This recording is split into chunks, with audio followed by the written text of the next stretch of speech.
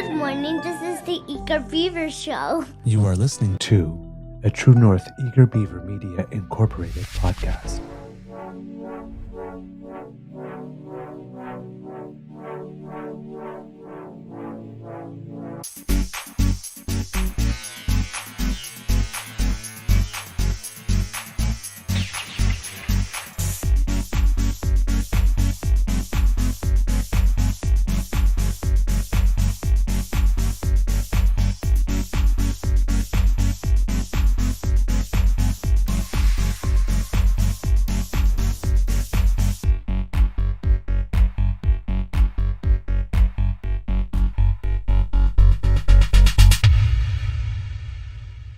The True North Eager Beaver podcasts are proudly brought to you by our founding sponsors, the Misfit Mysteries from Corvid Moon Publishing, your source for science fiction, fantasy, and cozy mysteries featuring a broad diversity of characters, CanadianTarot.com, your uniquely Canadian online eclectic tarot community, and The Pepper Master, hot pepper sauces made from farm-fresh ingredients to thrill your taste buds and expand your mind.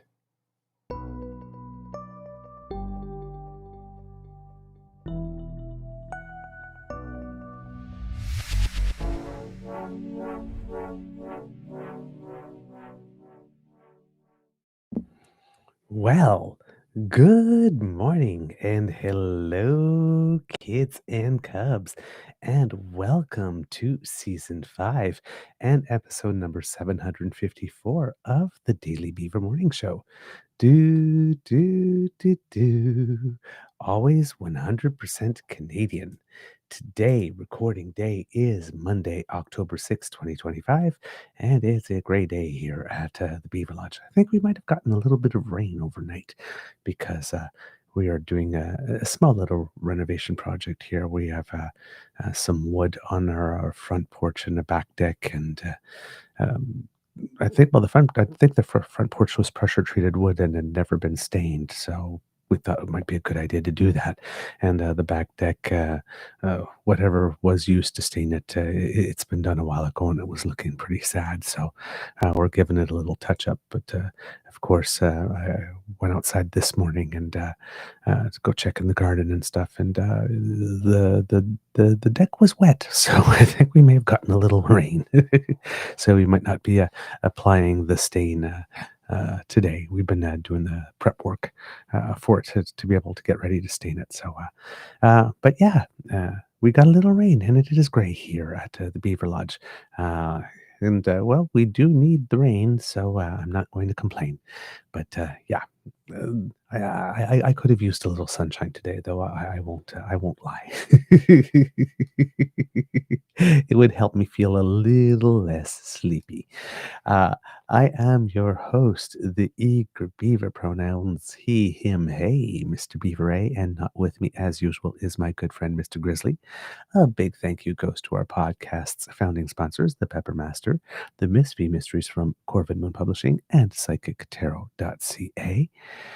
Kids and cubs, how is your mental health doing today? Hope you had a good weekend. I'm doing okay. Nothing bad happened. Uh, but I am severely sleep deprived. As some of you may know, I go through, so if you've been here for a while, I go through some bouts of insomnia from time to time, and I'm in a bit of one that is also not being helped by my beaver sweetie, who I love and adore, snoring. So, um, I have gotten, I don't think I've gotten 5 hours over the last 3 nights. So I am a little slower than I am usually. I have to focus more intently in order to follow things, and it has made me forgetful. And the other day, I'm hoping to get a phone call, but coming back from rehearsal 2 days ago, I have a satchel where I carry my EpiPen and wallet and stuff, and I had my bag because of we had a choreo, and so I took the backpack, but I left the satchel on the bus. And I got off at the grocery store to do groceries. And when I went to pay for the groceries, I realized I did not have the satchel and therefore not my wallet. So I'm hoping that a very kind Samaritan returned it to the bus driver and that I will be getting a call today because otherwise it means I have to spend a lot of time renewing cards uh, and stuff. So, replacing the EpiPen that I just bought. Oh, God. So I am hoping that it is returned. Fortunately, I had my phone and my keys in my pocket when that happened. So at least I have my phone and my keys. But yes, wallet, cards, ID, EpiPen, uh, and uh, let's see. No, not keys ID. Keys I have with me. But yeah, wallet. Yeah, wallet ID, EpiPen, and a couple of other things. I'm sure were in there. Or oh, and my bus pass, of course, that I just bought for the month. Yay! So it would be nice. Just the EpiPen and the bus pass alone is about like $200, right? The cards you can put a lock on. That's fine. It's just a pain in the butt to have them renewed. But it's just like, oh, please, I just spent that $200. So hopefully, Good Samaritan will call. But that's what happens when I get into insomnia. I lose focus and I tend to lose things or fall asleep on the bus going places, and then miss my stop by a lot and end up late. Things like that. I've fallen asleep on trains and missed my stop on trains when I've had bad stuff. Try to get off in Kingston and wake up in Belleville. It's like, oh crap. So yeah, these are weird things that happen to me, and when you have insomnia. So yeah, so in that sense, a little bright sunshine would give me a pop and help wake me up a bit. I was falling asleep during rehearsal yesterday. At one point, the director was like talking about stuff, and we were just like sitting on the ground, and I decided to stretch out on my back, and I fell asleep twice. Micro sleeping. I don't think I snored, but I did fall asleep twice. So, but today, fortunately, I have a lighter day before rehearsal this evening. So hopefully, I'll be able to get a nap in this afternoon. All right. So yeah, not like I said, not terrible stuff. Although like losing the satchel's not great. But yeah, just tired, really tired. Um, okay. Let's look into the magic monitor and see how the kids and cubs are doing today. Here we have Kit Lane saying, "Good morning, everyone," and it's a toasty day in Windsor. Kit Taffy G says, "Good morning" as well. Grace says, "Morning, DAMFAM," and said was at the beach yesterday. In Was at the beach. I'm not sure. Yestering, I think that might be a typo or it's a word I'm not familiar with. In October, fabulous. Yes, I think it was last Thursday. I was at the Ottawa Beaver Lodge, and I dined outside, and I was like, final al fresco of the year. Who knows? We're like that, aren't we? We try to hold on to the last second, to all that summery goodness. Let's see, who else do we have here? Kit Linda M reminding us that it's 25 days until Halloween.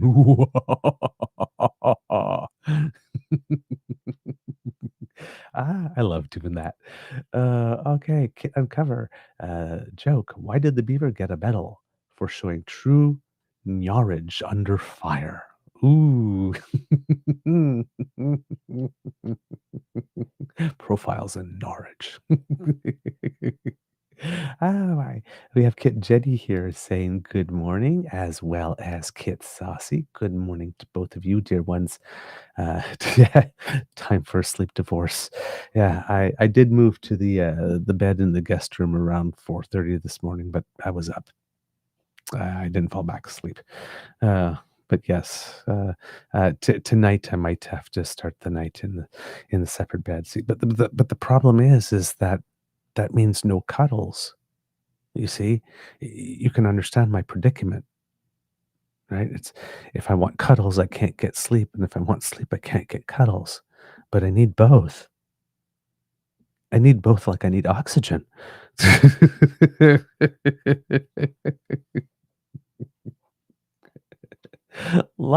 the proof that you can have it all, just not all at once.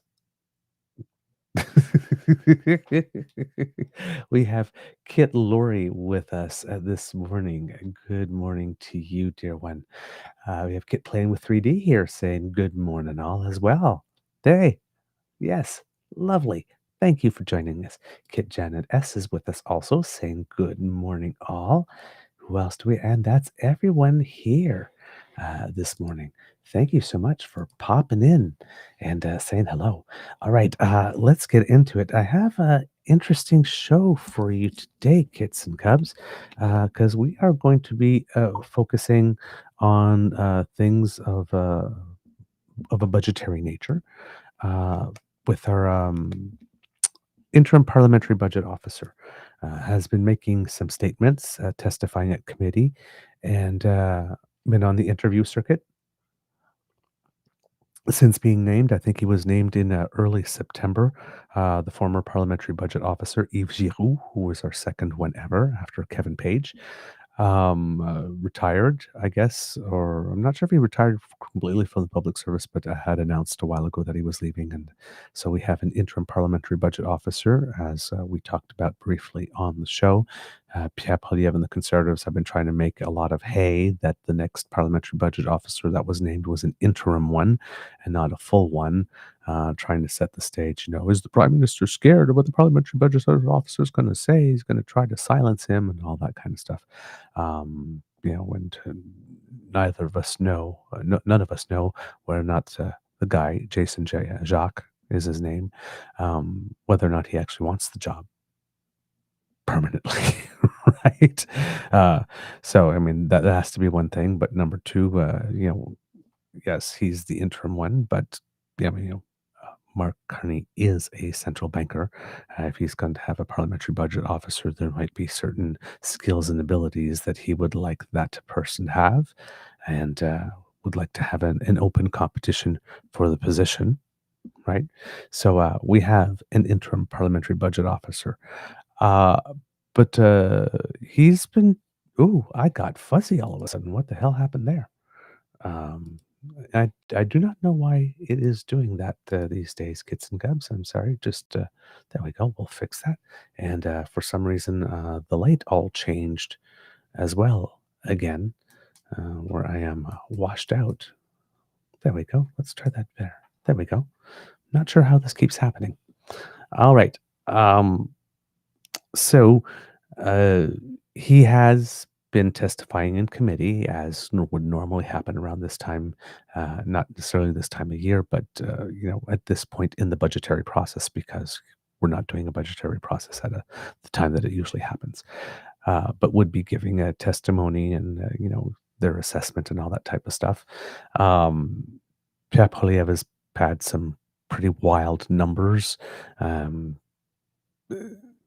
we know that a certain number of them and a lot of these statements are completely non-true because thanks to other people that we consult in other places where we get our information, um, you know, uh, the numbers Pierre is presenting are really weird, and we know that Pierre likes to select the number that is the most dramatic, whether it's the real number or the number in percentage, or if crime went up by from 1% to 2% in a year, Pierre wouldn't say crime went up 1%. Pierre would say crime has doubled. Right. So because it's doubled, it's gone up 100% from last year, is much more dramatic than saying crime went up from 1% to 2%, right? So Pierre likes to have fun with numbers. So when they say, it's gone, beef has gone up, the latest one, right, is, beef has gone up by X percent, and this has gone up by, he lists like 3 or 4 things that have gone up by more than 20% since allegedly since Mark Carney uh, took came to office. Now, is that the price of beef went up 20% in real numbers, or was had the price of beef been up 3% in total since uh, when Mark Carney had come into office, and now it's at 3.6%, and that 0.6% more is 20% of 3%. Oh, beef's gone up 20%. Right? That's the sort of the way you have to look at Pierre, because he always has fun with numbers. So you always have to fact check everything he does, and he throws so many of them. He's gotten the habit of throwing so many of them in a whole diatribe that just to get through a minute and a half of him speaking, you have to go look at 6 different sources to see, well, did he lie about lumber, and did he lie about crime, and did he lie about, and yes, most of the times it's a lie or an embellishment or a clever way of interpreting the numbers to make them look way worse than they are. Now, I'm not saying that things aren't bad, right? We've talked on the show a lot about how this economy is being experienced in different ways by different people, depending on where they are in the economy, whether or not they're renters, they're homeowners, whether or not they have shares. If you have shares right now, if you've got anything in precious metals right now, uh, you're feeling pretty good. But the reason you're feeling pretty good is not good at all. The reason for it, right? It's like when we're playing tennis in October, like this, and we still don't have a big shirt on, and it's lovely, 19 degrees Celsius day, and it's, oh my God, it's so great to be playing tennis in late October. Yeah, but why are we playing tennis in late October? Oh yeah, right. Yeah. Because we might not soon be able to play tennis at all in June and July, right? So, with Pierre, like I said, you always have to ask, like, from when that number starts, what number is it? What does it actually represent, and all that kind of stuff? Because everything with him is to make this government look as bad as possible, make Mark Carney look as bad as possible. It's the same strategies he had with Justin Trudeau. Everything they do is terrible, is crap, has the reverse effect. Things only get worse. And oh my God, how are we ever going to survive? And all that type of stuff. They're driving us into a ditch, and they're censoring the internet, and none of the things that they claim actually ever happen, right? It's all um, super melodrama on steroids, and a worst case scenario, and doom, doom, doom all the time with them. So you got to take a lot with the grain of salt. Um, so just the naming of the parliamentary budget officer as interim was enough for them to, like, cast aspersions and put out the suggestion of insidious motive and all of that kind of stuff. The parliamentary budget officer, as we mentioned, has been touring and giving the testimony, and he has been saying that our current numbers are pretty much unsustainable. And he even said words like shocking and stupefying when he was in committee. That Pierre is like, he loves a good quote, unsustainable, shocking, and stupefying. He's been going around and saying that. And says, oh my God, this is so terrible. What is Mark Carney is, gee, I was being nice to Justin Trudeau. That's not fair to say he's just like Justin. He's worse. And right, I'm thinking, oh, Skippy Mrs. Justin. So, but is that really the case? And I was listening to the data, and I had presented something that had come out when Mr. Giroux was still the parliamentary budget officer, who had an assessment that we could increase our spending by about $46 billion a year and still be sustainable. Um, so a lot must have changed between the time Mr. Giroux said that, when he's only stepped down about a month ago, and the new parliamentary budget officer saying that things are unsustainable, shocking, and stupefying. Um, that's a big switch. Usually, when you have successor after successor, um, because these institutions tend to err more on the side of actual conservatism and not conservatism in terms of a political leaning, but I mean conservatism as in, not wanting, um, out of all the situations that they could possibly assess, right? If they say, well, this is the best case scenario, they will never opt for first the best case scenario. They will always add, the possibility that things will be worse uh, than they could be in the best case scenario because you want to give, you don't want to overpromise, right? In this case. So these are people that tend to hold back, right?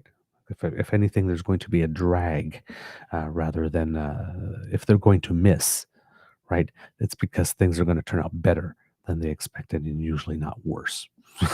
Okay. So they try to give you use of what are the reasonable scenarios, what could be the worst of those rather than the best of the reasonable scenarios. Um, and then take a number from that. So if in the case, right, of the worst of the most reasonable scenarios, we're saying that we can add $46 billion per year to our spending and not be in great trouble yet.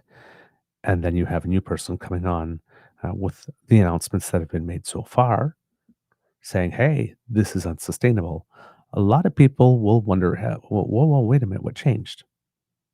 So over the course also of the past few weeks, we've been hearing lots of stuff. And as we mentioned on the show, about the deficit potentially coming in at $100 billion or more in the next budget.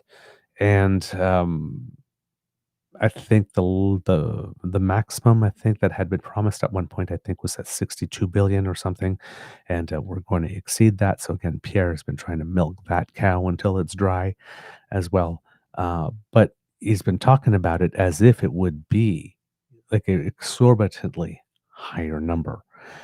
And I was first thinking with all the announcements or something like this, okay, well, maybe people are saying 100 billion and it'll come in at around 80 or something like that. And then people are going to go, oh, well, that's not so bad. It turns out we're not even based on numbers that were coming in. This is numbers from the current interims that says that things are not sustainable. We probably won't be crossing 70 based on what they have now. There's still more things to come in, and there's certain things that are not factored in, like the budget, the efficiency, and the cut exercises that they are trying to put into place at the moment. And of course, for defense spending and all that kind of stuff, well, it depends when. In that 5-year cycle, some of that money is coming out, but there's a big chunk coming out this year to get us to the 2%. That's the thing that we committed to doing in this fiscal year. So there are things that are in there. There are things that are not fully yet calculated in there. So it's the best number you can give at the time, right? There'll be more adjustments, particularly when the budget comes out on November 4th after that. Problem is, with all the things that the interim parliamentary budget officer has been saying, is that the previous two and only two parliamentary budget officers we've ever had, Kevin Page and Yves Giroux, have been publicly uh,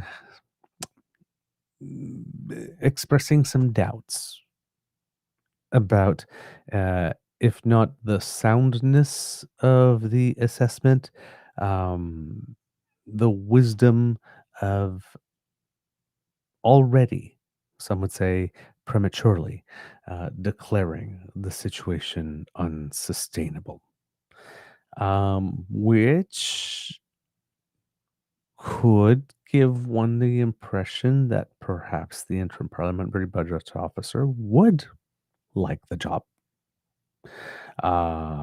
if they are trying to make themselves memorable somehow in the way that they're doing it. It could also explain why it is that Pierre was so quick to want to initially set the groundwork for the fact that this government might want to have a new parliamentary budget officer rather than the interim one because they don't like what the interim one is saying. The interim one saying things that made the other two parliamentary budget officers turn around and go, really? Are you sure about that? Sure you want to say that right now? Might not ultimately uh, be a good look if it is if it he does want the job permanently. Um, Again, you know, if we're if we wanted if I were a cynic, I would say that Pierre or the Conservatives are maybe familiar with the interim parliamentary budget officer and know which way that he tends to lean. Um, but that's if I was being a cynic, which I am not. Is I also don't think that I would be very surprised if that actually happened. Now, it's not that the guy is not experienced. He's been at the Department of Finance since 1998. So don't let his younger look fool you. This is a person with experience. But yeah, it is a markedly different enough assessment of the state of the finances than the previous two PBOs uh, are seeing if they were talking today. Now, one of them has much more distance. Kevin Page hasn't been PBO for a while, but he is, working still in the overall general field, with I think a think tank or something of the kind. And Yves Giroux was only left the position, about a month ago. So I mean, he's pretty familiar with the latest numbers. So again, if it was just one, that would be interesting. But two of them are expressing. We have an expression, un bémol. They're putting a dampener on the. I won't say explosiveness, but on the if you want to put it this way, when you listen to central bankers talk, when we showed you the clip about Tiff Macklem after the interest rate debate cut, he, he's within a rather um, narrow range of emoting or of language, right? It's pretty stead, often neutral, like this. And therefore, when a central banker comes up and says that something is stupefying, well, everybody really pays attention because that's not language a central banker would tend to use. They like to stay right in the middle. So, same thing with parliamentary budget officers. So, uh, I don't know what the word is, but I guess the level of superlative in the language maybe is the term that I'm looking for. It is a little interesting.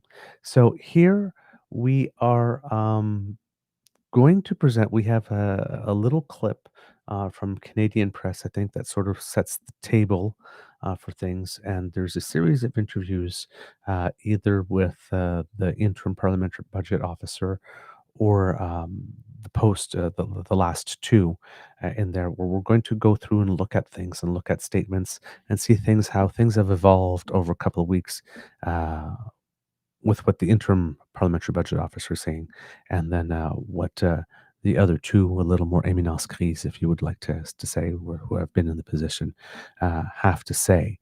And there's also Michael Wernick in this as well, who I believe was the former clerk of the Privy Council, if I'm not mistaken. All right, kids and cubs. So first of all, let's take a what light that is. Ah, I, uh, I clicked on the wrong one. There we go, kits and cubs. So we're gonna start with a little thing from the Canadian Press, and that will set the table for the overall clips and discussion that will follow. Just make sure that everything is set up. Yes, it is. Here we go. Canada's Parliamentary Budget Officer has found in a new economic and fiscal outlook that Canada's deficit for this fiscal year is nearing $70 billion. Now that's up from just over $50 billion last year, according to Jason Jakes, the interim PBO's estimates. This is significant because he's finding that the level of debt that the government is planning to take on to fund its ambitious spending plans to ramp up infrastructure, other major projects in Canada, is going to add to Canada's debt at a faster rate than we originally expected. Canada's government has fiscal anchors that it sets. The new government under Prime Minister Mark Carney has tried to tie it to deficit to GDP. That's a ratio that will show that as long as Canada's economy is growing and the deficit isn't growing quite as large, that we're prudently managing our finances in the government. Now, previous governments have used different fiscal anchors, including debt to GDP, keeping that on a declining scale. The PBO, Jason Jakes, finds that this government is no longer on track for a declining debt to GDP ratio, and that deficits will no longer be capped at 1% of GDP, suggesting that under previous definitions of responsible fiscal management, this government might be slipping. Finance Minister François-Philippe Champagne has insisted that the government still does have fiscal anchors. One of the anchors that the federal government is tying its fiscal responsibility to is declining deficit to GDP. It says that this ratio will decline over the medium term. And the PBO's report does, in fact, show that deficit to GDP, while it is expected to rise a bit this year, should decline over the preceding years. So the current Parliamentary Budget Officer, Jason Jakes, is only there on an interim basis. The Liberal government didn't have time to appoint and get one approved by the House of Commons before the outgoing PBO, Yves Giroux, left earlier this month. So Jakes, a longtime member of the office, is stepping in on an interim basis. Now, the Conservatives pushed for the Liberals to make this interim PBO permanent, and we will see after a rather scathing report if the Liberals are still willing to do so. It could be telling, as the Conservatives have accused the Liberals of wanting to fire the PBO should the officer present any numbers that are counter to what the federal government is looking for. All right, so that was a bit of a primer by the Canadian press. A lot of the things that I mentioned before are in there. And so, yeah, a little note in there you maybe didn't catch. Right, we've been using debt to GDP ratio a lot. It seems that this government is going to prefer to look at deficit to GDP ratio, which of course is a bit of a different metric here, right? Here, deficit to GDP ratio represents a government's annual shortfall between spending and revenue as a percentage of its economic output, indicating a flow measure. I'd have to read up a little bit more on what a flow measure is. In contrast, the debt to GDP ratio shows the national total's accumulated debt at a point in time, also as a percentage of its GDP, reflecting a stock measure. So, yeah, I'm going to have to look at what's the difference between a flow measure and a stock measure. So, yes, the annual deficit contributes to the accumulation of the national debt. Therefore, sustained deficit can lead to a higher debt to GDP ratio over time. So, yes, it looks like there's going to be a switch then to a deficit to GDP. So, what are the deficits that we are accumulating annually rather than what is the total debt? And then how are we sustaining that? So, I'm going to guess it's probably, if we're saying a flow versus a stock term, it gives you a bit more of a more immediate metric of what you're doing currently. How you're able to afford it relative to your GDP currently versus the ability, I guess, to service the entire debt. So probably this is me just guesstimating. I would have to ask an economist friend of mine, Mr. Gray, about that. But it would seem, if I'm understanding this correctly, that deficit to GDP is more of a measure of your current ability to take on more debt based on how much money you're making now versus your ability to service your debt based on the amount of money you are making now. And if Kit PNC Bio is here, maybe in the chat, would be able to give me a quick confirmation because he seems to know about such matters as well. All right. So there are some anchors, but some of the anchors are going to change a little here. So in the first interview that we have with the Interim Parliamentary Budget Officer, this is about 2 weeks ago. So probably before some of his testimony, but shortly after the governor of the Bank of Canada um, announced that, whoops, sorry, announced that we would be having an interest rate cut. Trying to get through because there we go. This is the one. Because I got several interviews lined up here to do this portion. So this will be me jiggling, or juggling, I should say, not jiggling. Yeah, here's some juggling for you. Juggling some various clips. So yes, this is 2 weeks ago on, I believe, Power Play. It would be CTV's Power Play. And we start with Vashi Kapelos asking him, in light of the recent interest rate cut announcement, and he gives a quick assessment, a little bit on his take on how the economy works. So I'll make sure that we're all lined up here for you, kits and cubs. I'm not sure if you're hearing the sounds when I'm going oops, because I'm setting up some of the video and sometimes the thing is not on mute, and I'm not sure if that's coming through or not because I don't have the thing on share, so maybe it's not coming through, but I don't know if it isn't at all. So there's Mr. Jacques, and here we go with the first question. Mr. Jakes, pleasure to meet you. Pleasure to meet you. Thanks so much for the invitation to be here. Thank you very much for coming into studio. I appreciate it. We just heard from the Bank of Canada governor about his view of the state of the Canadian economy and really how I think U.S. tariffs and the trade war with the U.S. is impacting the economy.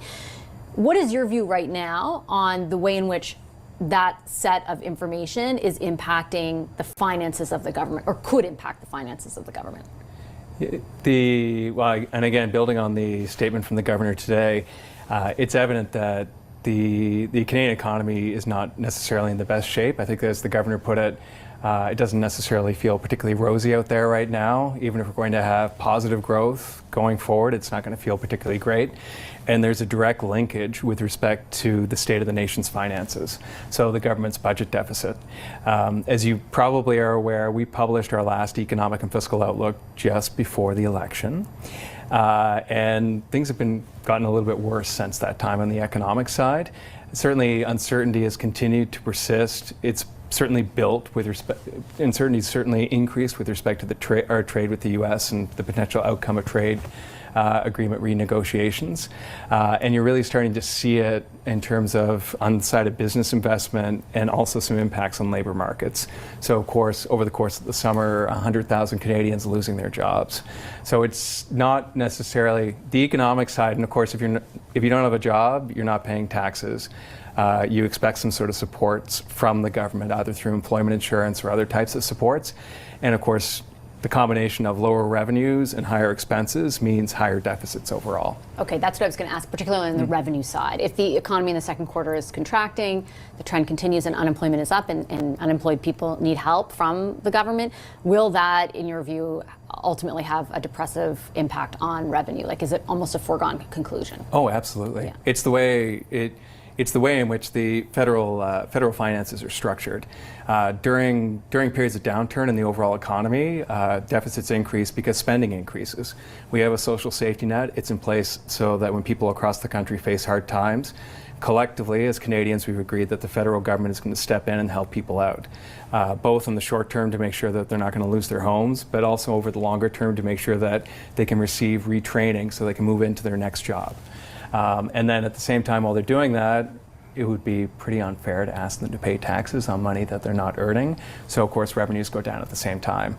But hopefully, what we've seen over the past 75 years, once we get out of the recession and once we get out of this sticky economic situation, things start to turn to the positive side. So the deficits should start to shrink. In the interim, while we Okay. So, by the way, when the economy regains, deficits should start to shrink, is another way of saying the budget will take care of itself, for those who are paying attention. But yes, here you get the sense here, of course, the overall flows and why it is that a government will take on some debt. And of course, at that moment, as we said on the show, if the Bank of Canada is cutting interest rates, it's not because the forecast is good, right? So, bolstering the governor of the Bank of Canada's position with that. Now, in this answer here, talking about the importance of the upcoming budget and a little bit again about the slightly different presentation where it's going to have an operational budget, an operational balance, and it's going to have a capital balance or a spending balance, investment balance there. And the numbers are going to be presented. There's still going to be one overall number at the end, and that's the number that Pierre is going to focus on because that number is going to go up, but the Prime Minister is going to show the difference between how much it takes to run Canada day to day and try to get that budget, that part of the budget balanced, and then showing us the investment budget. Here's the money that we are spending on things that should get us stuff back, either generate jobs or added economic growth or that type of stuff, things that will boost our GDP after they are done, and have them in another one, and saying that because we're at this critical time, we need to spend this money, which is going to create an interesting situation for Pierre because they are going to oppose the budget, right? But if the Prime Minister can show that operational spending is going down, and then the capital spending is really what it is, more responsible for the rising annual deficit, then he can turn around and ask Pierre, well, which of these things would you not spend on, Pierre? Which one of these projects do conservatives disagree? Where should we pull money from? So it does create that dynamic. And there's probably not going to be any of these projects that the conservatives are going to be able to say that they disagree with. And it's going to put them in a sticky situation. So Pierre might be strategically overplaying his hand already, or Mark Carney might be setting up a rope-a-dope here, and Pierre will dope that he is, might be running right into it with this. But yes, presenting these two numbers, and it's something I personally approve of. Armini Yalnizyan also has expressed positive observations with regard to presenting the budget in this way, and it's probably a wonder why we haven't presented the budget that way in the longest time, because you do have to make some investments every now and then, which means you have to incur some debt, but it's for something better in the future. So yes, he's going to talk about this a little bit, the slightly different presentation, because it's going to be new to Canadians, and therefore when something is new, that does open a lot of doorways for someone who's of bad faith to try to set the frame, through what color of lenses we're watching this, rose-colored or dark lenses, right? So that's what Pierre is going to do. He's going to try and set the stage for us to look at these numbers in the worst ways possible as well. So let's listen to what the interim Parliamentary Budget Officer has to say about these 2 points here. Okay, and again, just making sure we're all set up here for you.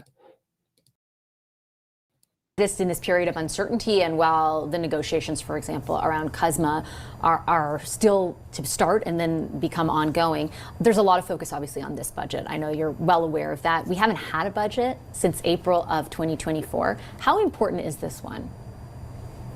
I'm at great pains not to engage in hyperbole. So this budget ends up being important. You're definitely not a politician then, yeah. No, this is easily one of the most important, it's one of the most important budgets that I've probably seen since I started working in the Department of Finance in 1998. So we have a budget where it needs to address a fundamental assumption in our economy and how our economy worked, and that was we are tied at the hip with the United States, and that's gone. So all of our historical economic modeling that was based upon the idea that don't worry, as the U.S. recovers and grows again in 2, 3, 4 years, we have those connections and those supply chains, and things will start to take off for us. That's gone out the window at this point. And so at a macro level, what we're looking for, certainly on our side in the budget, is a plan, an economic plan that will demonstrate how the federal government expects to intervene and provide those supports as part of the transition. Again, going back to the point that the governor made today with respect to monetary policy, he indicated there's no going back, there's only going forward. And in the case of monetary policy can help in the transition. It can't necessarily fix all the problems. On the fiscal policy side in the budget, similarly, we're looking for how the federal government's planning on supporting that transition. I think the other aspect, and something we're really interested in and we're watching carefully, is the government's indicated that they're planning on changing the overall presentation of the budget. So going from what people are kind of used to, so a bottom line, deficit, surplus, how much money you're borrowing, that type of thing, to having those numbers and then also presenting things a little bit differently. The government hasn't clearly indicated what they have planned at this point, but that's something we're watching carefully. They haven't communicated that to your office yet? Because I know a number of months ago your predecessor also said, like, I don't know what the difference will be yet. Like, I don't know how they're going to define it. Yeah, they've consulted with us on some ideas, and at this point we're still waiting until budget 2025. And on our end, obviously, if you have a really important budget, probably, as I mentioned, and critically important budget that parliamentarians are going to be voting on, having multiple votes on very soon, if things are presented differently, if they can't quite understand what's in there, then obviously for us, the Parliamentary Budget Office, the organization that supports parliamentarians of all stripes, regardless of whether they're good with calculators or not, we need to make sure that they're supported in understanding what the government's actually proposing. Do you anticipate you'll... So there you go. Kids and cubs. I'm having a little trouble here. There you go. All right. So again, a little idea of the different presentation. Again, how it could be new. It could definitely be, like I said, that it is going to be harder to understand or compare in the first part already opens the door for there to be some misinformation, which is not necessarily intentional, right? Or ill-intentioned or in bad faith. Sometimes you can just get things wrong and put your interpretation out there.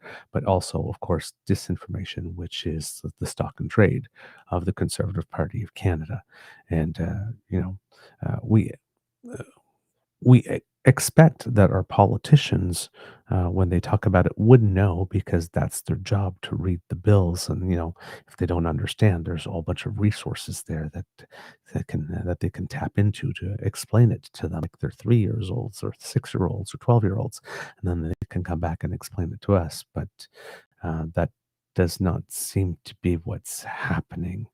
They seem to get the news and the basic of information, and they go into a room with how could we spin this to our advantage, rather than how can we do our jobs of informing our constituents. Hence the disinformation rather than just misinformation, which is just a mistake that a genuine, honest mistake that gains traction, right? And that other people start sharing. Whereas disinformation, which is intentionally putting incorrect information out there with a view to making it harder to actually find the information, the actual information, or trust it. So again, also in this answer, he states, I take great pains not to engage in hyperbole. Um, I'm not sure how long that lasted, given that about a week later he was in committee saying shocking and stupefying. But okay. Just these are types of things that you have to be consistent, especially if when you're out there making the first impression, you say, I don't want to be prone to hyperbole, then you need to stick with that then. Uh, and then, of course, they get into here after in this discussion about the size of the public service, and of course that there's going to have to be cuts. Federal government is saying that it will achieve it through attrition. A lot of people are expressing skepticism that this can be achieved strictly through attrition, or at least natural attrition, just people dying or retiring on their own. There'll be more discussion in the other interviews on other types of strategies that can be used, and then and some of the downsides, the potential downsides of working through attrition. But a lot of people are saying it's not possible. The federal government didn't necessarily promise downsizing the public service, but it did. I believe it did announce the plan to actually cap it. So the public service is estimated at being about 440,000 people. Leaving it capped at 440 rather than growing it more. But of course, within that, how the people are organized and who's doing what where and how many bodies in certain places, as we're going to have things like, for example, defense procurement that's really going to pick up and they're going to need more people there. CRA, for example, they really need more people to pick up the phones. So, if people are going to be taken from one place and moved to another and retrained to do that type of work, let's say, or creation opportunities are going to be created for people who are in jobs that are more precarious to reorient themselves to other things that are available in the public service. Right, that also is a thing, right? You want to, and you'll see points to that effect as well. You're right. You don't just want to say like, oh well, these next 10 food inspectors are aging out, and therefore we're not going to replace them, and just have all the burden on the ones that are there. The food inspectors, you need them, right? It's kind of important.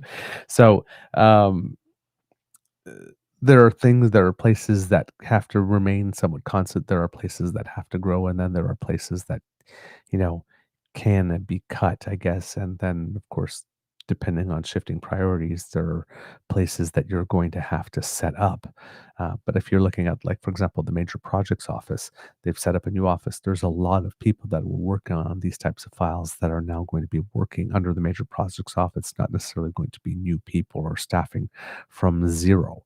The people that have been working on that are going to go and work there. Now they're going to have new mandates and new work procedures and stuff like that. But it's still going to be, they're going to bring their experience with them, and then they'll hire whoever else they need to support the new mandate as needed.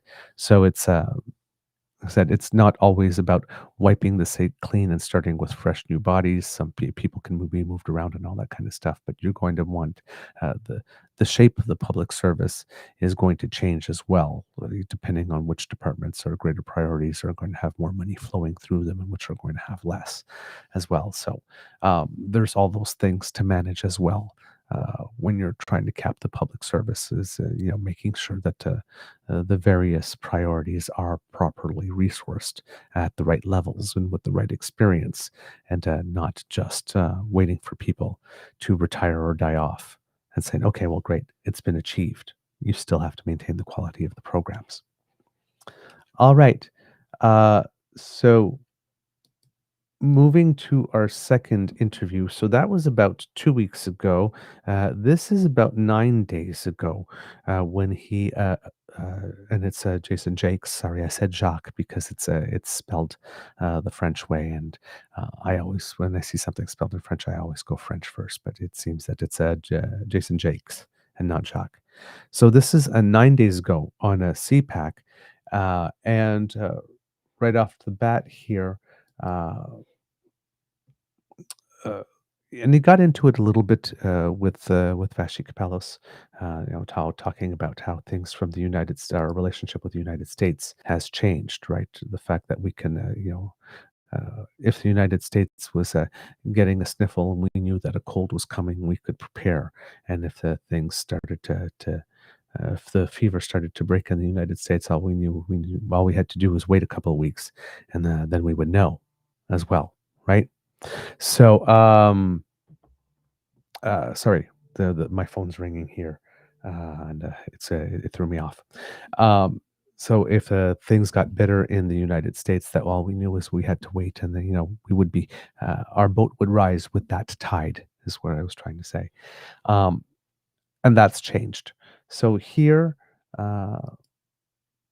in the first part of this interview, Michael Serapio, who's the host here, is asking about certain things that have changed.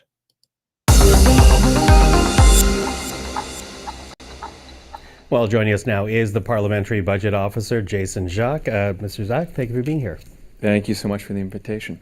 Listen, you are obviously sounding alarmed right now about the state of the government's fiscal standing. So I guess I want to begin with a very simple question to you. Are we in trouble? We're on the path to being in trouble. So that's what our 5-year forecast, the numbers that we released earlier this week, indicate. That if left unchanged, the fiscal path that the government's currently on will definitely result in us being in quite a bit of trouble and having to make some hard decisions.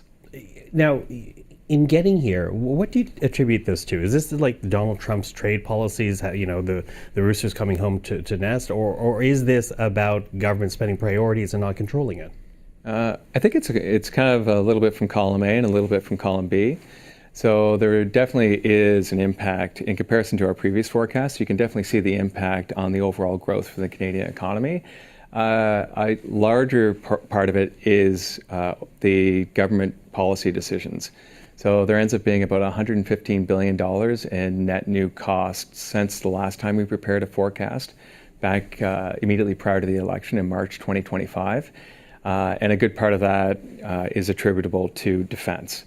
So changing geopolitical environment, priorities for the government to increase spending on defense, which we saw that was announced in June, earlier this year in June, and of course on the tax side, on the revenue side. So $6 billion a year, so about $30 billion over the next year, plus revenue that we're no longer going to have because the lowest personal rate went from 15 down to 14. Mm-hmm. But yeah, certainly a little bit of both, but certainly at this point, it's more on the government policy side or government initiative side. Okay. All right. So here, the abrupt changes we've made to our defense policy, and where we're going to be spending some money here, some various things that we've done with regard to taxation, particularly money that we are no longer taking in, are also having some impacts here. So there are some major changes that have things that have changed. You will notice that his demeanor is a little more calm, less animated in this one, a little more gravitas in this one. But in that previous interview that was 2 weeks ago, so maybe about 5 days earlier, there was no mention of general mention that things weren't great, because obviously, as we mentioned, the Bank of Canada cut its rate, which is generally not good, a sign of good stuff, but not in the sense here, the overall expression of as an opening bid of concern, right? That is a distinct change here. Now, in the next answer, we're going to talk a little bit about the thing that we mentioned before, one of the fiscal anchors being that they were limiting uh, the deficit to not more than 1% of GDP, and it seems that we will be exceeding that.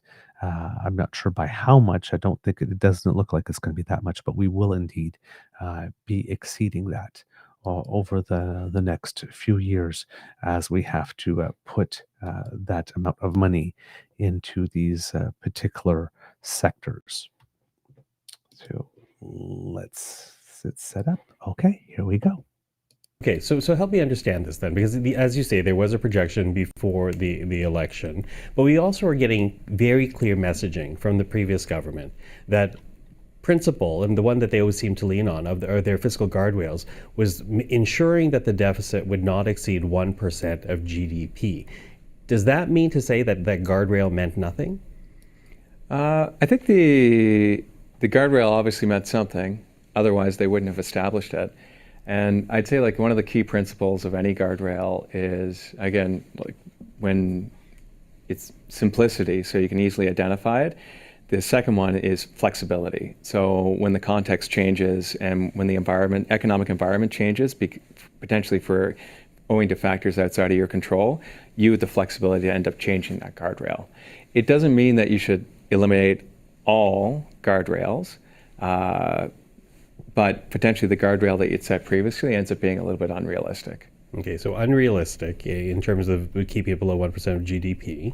At least according to our baseline forecast for the next 5 years, it appears to be unrealistic. I'll take that back. It's going to be a challenge for the government to maintain that. Okay. It's not to say they can't, and it would simply increase the amount of pressure around the hard decisions they would have to make in order to get us back to that place. Yeah. Although, to be fair, this was a Trudeau government guardrail, so we'll have to see what the Carney government does. Is that fair to say? Yeah, absolutely. Yeah. And again, the underlying principle around guardrails, again, different countries have different types of guardrails, have different types of fiscal targets. The most important part is you have fiscal targets, and they're clear, and people understand what they are, both internally within government when they're putting together budgets, and also externally for the public, so they know they can easily assess, is the government on track or is it not on track, to actually respect its original objectives around fiscal management. Mm-hmm. Okay, so that last piece of data here is particularly important in that one of the major fiscal guardrails that we had in place during the time of Trudeau and Freeland was the debt to GDP one.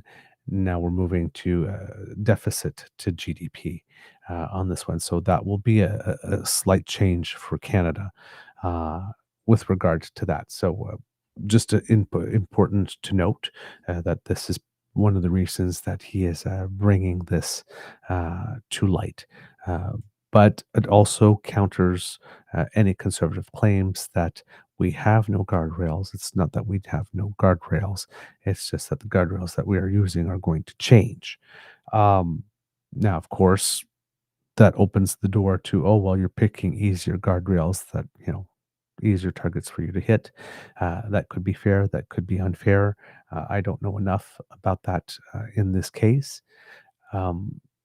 And I'm sure we'll learn more over time if that happens. But it's right up there, like when the Conservatives started using GDP per capita rather than just GDP at a time when our population was growing a lot, which meant that the GDP per capita could only but decline and thus create them the narrative, right? So they are using, disingenuously using GDP per capita, not for the reason for which that metric was necessarily created, right? It's to weave another story. So we've seen it done. It can be done. It opens the door to that type of allegation. So that's another reason why this would probably be mentioned in this case, right? Because you don't want that happening. You don't want the international markets believing that you're choosing metrics because you believe they're easier to attain or they'll make you look better, but because given how the situation of the economy's changed, these are the ones that we have to look at now. I could see Mark Carney coming up to a microphone and explaining, It's like, yes, but because we have to take on a lot of capital expenses right now, and we want to do what he says, to get the most return from scarce public dollars, or something, that line that he uses often, because we have to make sure that that we use the greatest amount possible without crossing a threshold, in order to move things along at a speed that the situation requires. For example, I could see him making that type of statement, and there would probably be a lot of truth to that. If you've got a hole in your roof now and it's leaking now, and there are thunderstorms uh, in the forecast for the next 3 days, you probably don't want that hole in your roof during those 3 thunderstorms, because the damage it could do to the rest of the house is even greater. So if it costs you a lot more to fix your roof now, you're probably still going to do that in order to save, to not have to incur costs to repair other things at the moment, which means that, yes, even though normally you wouldn't take on this amount of debt, um, the situation requires it, and you just gotta, right? But you still want to look, okay, if I have to take on more debt than the situation requires, uh, how far can I go if I'm making reasonable cuts and restraints in other places, in order to make that happen, because the situation is so dire that it requires it now, right? You got to look at different metrics in that case. So, and probably maybe not forever, because for a short period of time, that's particularly defined. But yes, it might be important to look at other metrics at other times. And this might be such a case with the way that things are changing. Again, that's just my best speculation, given I'm not an economist. But I can see someone making that type of argument. It's an argument that sounds good to me, but economists who know their things could tell me why that was a good argument if it is one, or why it's full of crap if it's not, right? And why it just sounds good. But yes, these things are happening here now. In this particular answer, and I also have to catch myself here, because I made the whole point about saying Trevor Jakes, because Vashi Capellas called him Trevor Jakes, and here Michael Serapio called him not Trevor. I know a Trevor Jakes. I'm mixing them with somebody I know. Jason Jakes. And in this case, saying Jason Jacques. So forgive me. I assumed, Kits and Cubs, that the people who actually interviewed the man got the proper pronunciation of his last name before introducing him on the show. So I figured I got him wrong when Vashi Capello said Jakes. But now that I heard Michael Salarpio say Jacques, I don't know what his last name is. I'd have to hear him say it and how to properly pronounce it. So forgive me if I am pronouncing it wrong. Okay. So how the unknowns could change the forecast. Let's listen to the Interim Parliamentary Budget Officer on this one. Okay, and when you say that, and I think it bears repeating that when you look at essentially the number you present this week, there's basically a $17 billion difference between what the expectation of the deficit would be and what it is now being projected as by your office. So when you look at those numbers, though, you've not yet accounted for the national projects, other government programs, nor have you accounted for the fact that the Prime Minister, Mark Carney, has asked all his ministers to look at departmental savings. Will those affect your final projection, your prognosis? Yeah, absolutely. And we've included everything for which we have sufficient detail to actually assess both the likelihood and the likelihood of implementation and the scope of implementation and the likelihood of potential savings or additional spending. If you look on our website right now, there are multiple information requests that we sent in to various ministries across the federal government, asking them for additional details regarding recent announcements that have been made by the government. So in particular, thinking of the $13 billion housing announcement that was made a couple of weekends ago, just asking them for details regarding well, how are you spending the money? When do you plan on spending the money? What are you going to spend it on? So we can actually incorporate it within the forecast. I think for us, again, we're focused on getting the details around what the plan looks like. A very relevant and other important question for which we're going to have to come up with some sort of answer is how effective will the government be in actually implementing its plans? And in particular with respect to any type of expenditure review or spending reductions. Okay, quickly running out of time. Yeah. What is your message then to Canadians right now? With the number that you've found, with your report, what is the takeaway you want Canadians to have? It's a very serious situation. And it's a serious situation. Canadians' anxiety is well placed. And our numbers and our report simply confirm what everybody knows. And hopefully on November 4th, there'll be more clarity regarding how the government and how Parliament plans to actually solve some of these problems. Okay, November 4th being Budget Day with the Carney government. Jason Jacques, thank you for this. We'll talk again. Thanks for the invitation. All right, kids and cubs. So we have that from Jason Jacques. Again, at the end with this takeaway, still subdued. Nothing, no mention of anything being unsustainable, shocking, stupefying here. Right? So that's why something changed somewhere along the way, which was a little interesting. But here, talking in that last response about a couple of, there's some data points that he still doesn't have yet. So there are some unknowns that when he gets data could change the forecast that he has at the moment, and giving you his general sense of takeaway that, if you're feeling anxious about the economy, that, you're not wrong to be feeling anxious, and you're not. we can attest to that as well.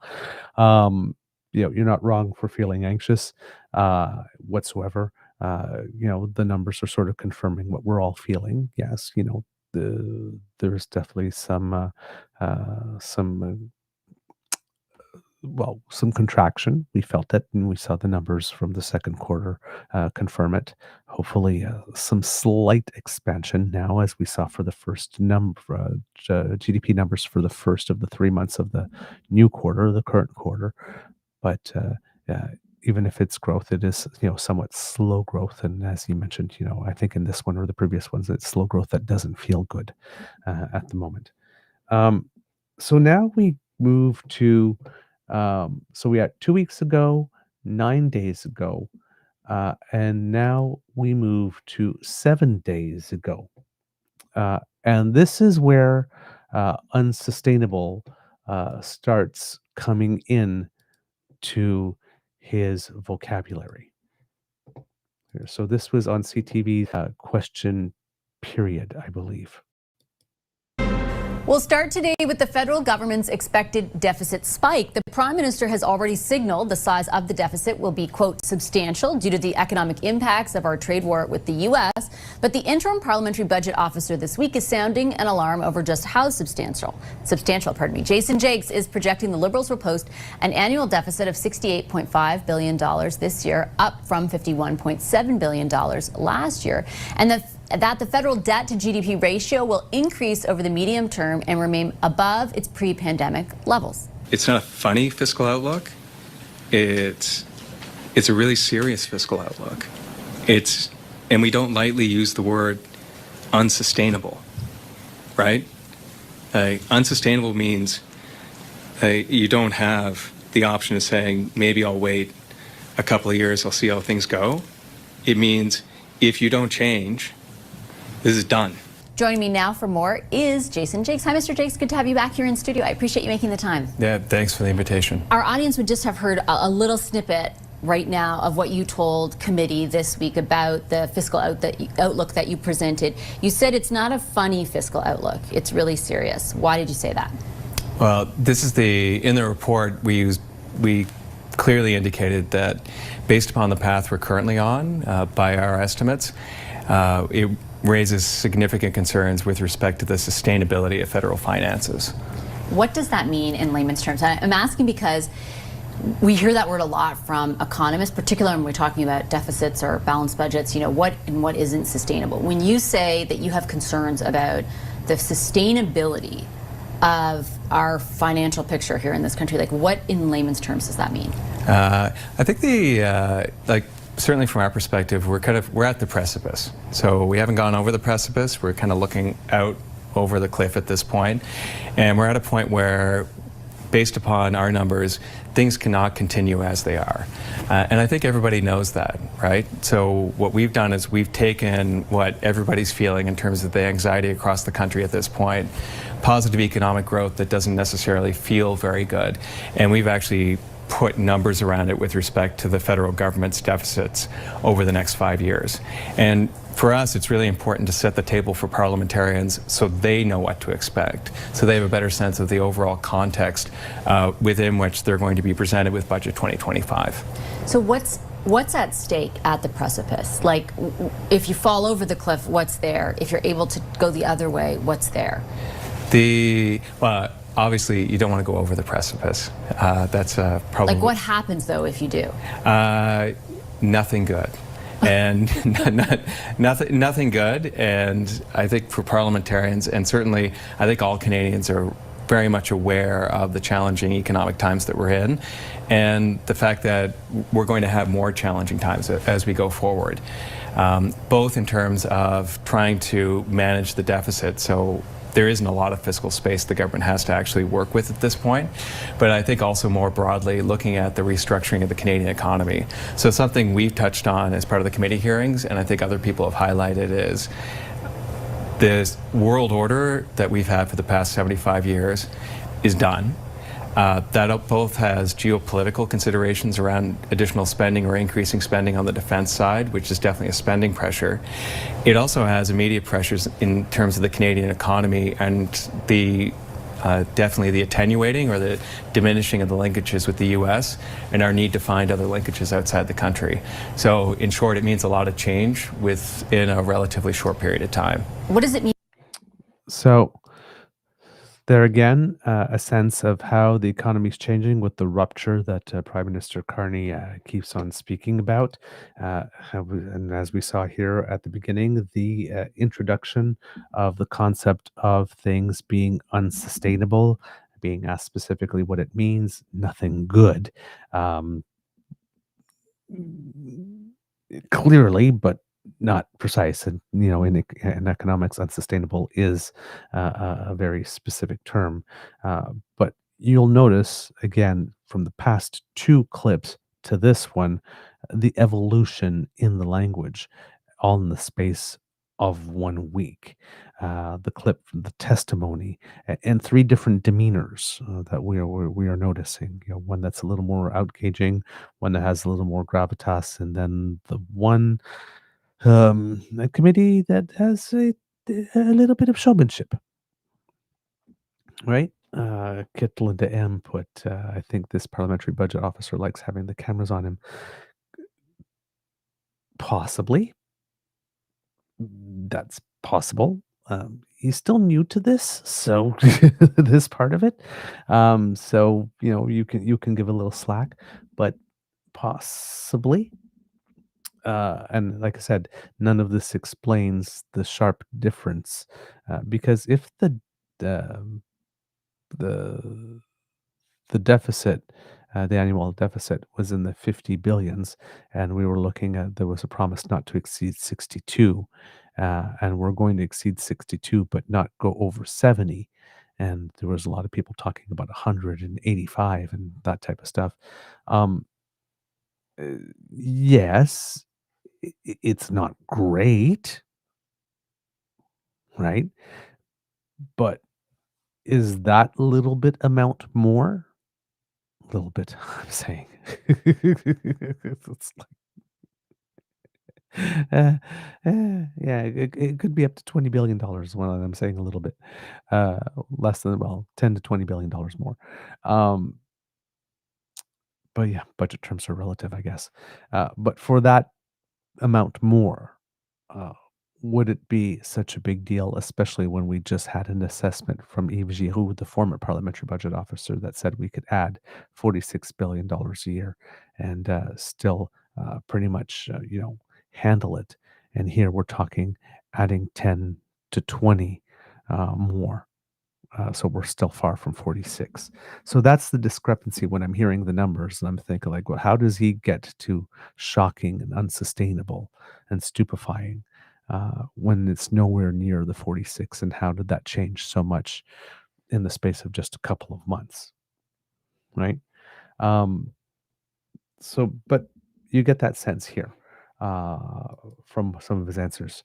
Vashi, I'm going to rewind it a little bit because I cut off the beginning of Vashi Kavalos's next question. But of course, she just asked what happens if you go over the cliff, and he's talking here about changes to the world order, which creates a situation in a sense where we have no choice but to adapt to those changes that have been suddenly inflicted upon us and imposed on us. And those changes do come with costs, which again creates the situation for Pierre, but on what would you not spend then? Right? Because it can't just be all spending is bad. Right? And all spending is inflationary and therefore it's terrible and we shouldn't do it. There's got to be something. Right? There's got to be something more. All right, let's look at what else he has to say on this particular matter. So, in short, it means a lot of change within a relatively short period of time. What does it mean for the near term or the more immediacy, though, as far as impacts on both the economy and what you're looking at, the fiscal outlook? And I ask because in response to some of your analysis, for example, the federal finance minister focused on, look, we're kind of in an emergency, I'm paraphrasing, but we're going to need to provide certain supports and ensure that our economy can withstand that. I sort of interpret that as, we will have to spend more than we would have liked to, let's say, because we have to address the imperative that this trade war with the United States has created and the sort of shock factor to our economy. How much wiggle room do they actually have to do that, in your view? It is a very narrow path.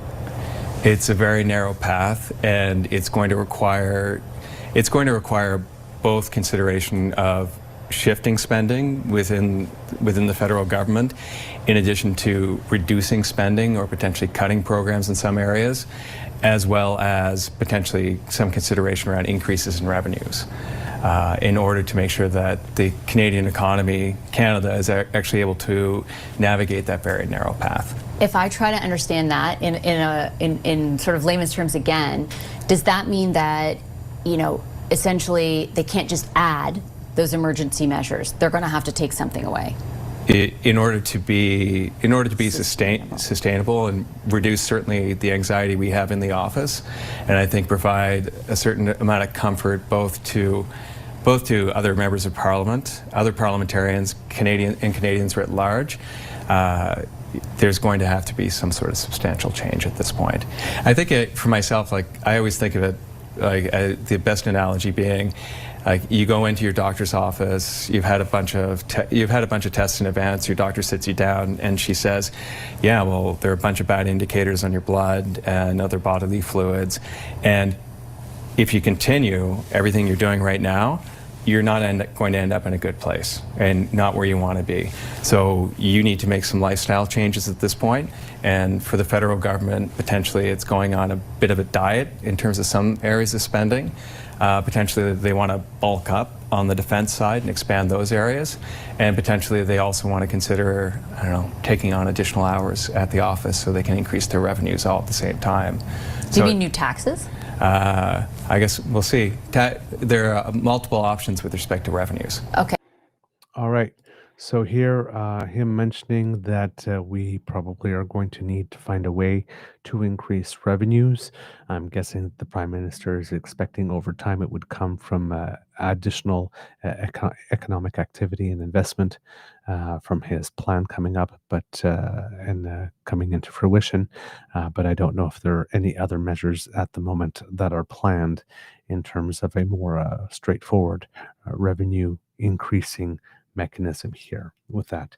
But again, they're talking about, in the more immediacy here, given the example of a patient, that, there are certain things that there are certain changes you need to make now if you do not want the future outcome to be that which we're predicting. And that's something else that you have to keep in mind, because it's one of those things that the Conservatives do when they get this type of data. The data that is always presented when they say that we're on a sustainable track suggests that if we continue on this pace and change nothing, of course, a government can adapt and make changes to changing situations. So when the Conservatives run with the number and say, oh my God, we're on the track to unsustainability, we're on the track of unsustainability if we do nothing to change that. That's the other part. That's the part that they always omit from it. And clearly, the Prime Minister believes that investing in Canada and trying to increase our export capacity, signing all those deals with all the other nations, hopefully shifting trade routes, diversifying our economic partners, entering new industries, all that type of stuff, is the type of things that will make it such that situation that some are choosing to see at the moment as unsustainable does indeed become sustainable, right? Once the budget comes down and all the measures that are in there come into place, the Parliamentary Budget Officer is going to have to take that budget, take those measures, right, and do new calculations, and over the longer term and whatnot, and we'll see what we'll get. So this pre-exercise stuff gives people numbers about the current situation to go on, so that they can put what's to come into a certain context, and that they're very valuable for that. I don't think that they're particularly valuable for prediction that this is indeed where we're going, given that there's going to be a whole plan dropped on us on the 4th that explains where it is that we're going. And then we're going to find out how this plan, according to the Parliamentary Budget Office, changes things and on what path it puts us on. But right now, this news is coming out now at this point, and that's what the Conservatives are running with. Again, trying their usual game of winning the nanosecond in order to win the day, and try to win every day rather than try to win the issue, and win it in a way that, should they form government themselves one day, they don't start off with their own shoelaces tied because of everything that they've said before, right? Because there are realities to governing. Other people can do things that change your game. You're out there with your best laid plans and you're going to do something, and then another country turns around and goes, nope. And all of a sudden, oh, darn, I can't do that anymore. Now what? Sort of like Alberta, right? I want a pipeline. Yeah, I understand, British Columbia, you presented 22 different projects that could be projects of national importance for consideration, but we only presented the pipeline and pathways, hoping that it would allow us to get a pipeline. But we got nothing else.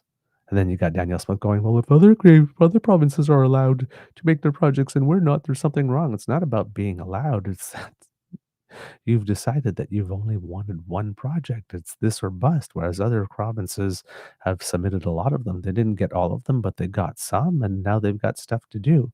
It's not allowed. It's about you not wanting to do the work. It's about you, rather than presenting a whole suite of projects, and some of which could be adopted, wanting to create a situation where they were forced to pick the only one you've put on the table. That assumes you have people that will agree to be forced. If they don't, then you're kind of shit out of luck and your strategy failed. It's so, yeah, you have to do,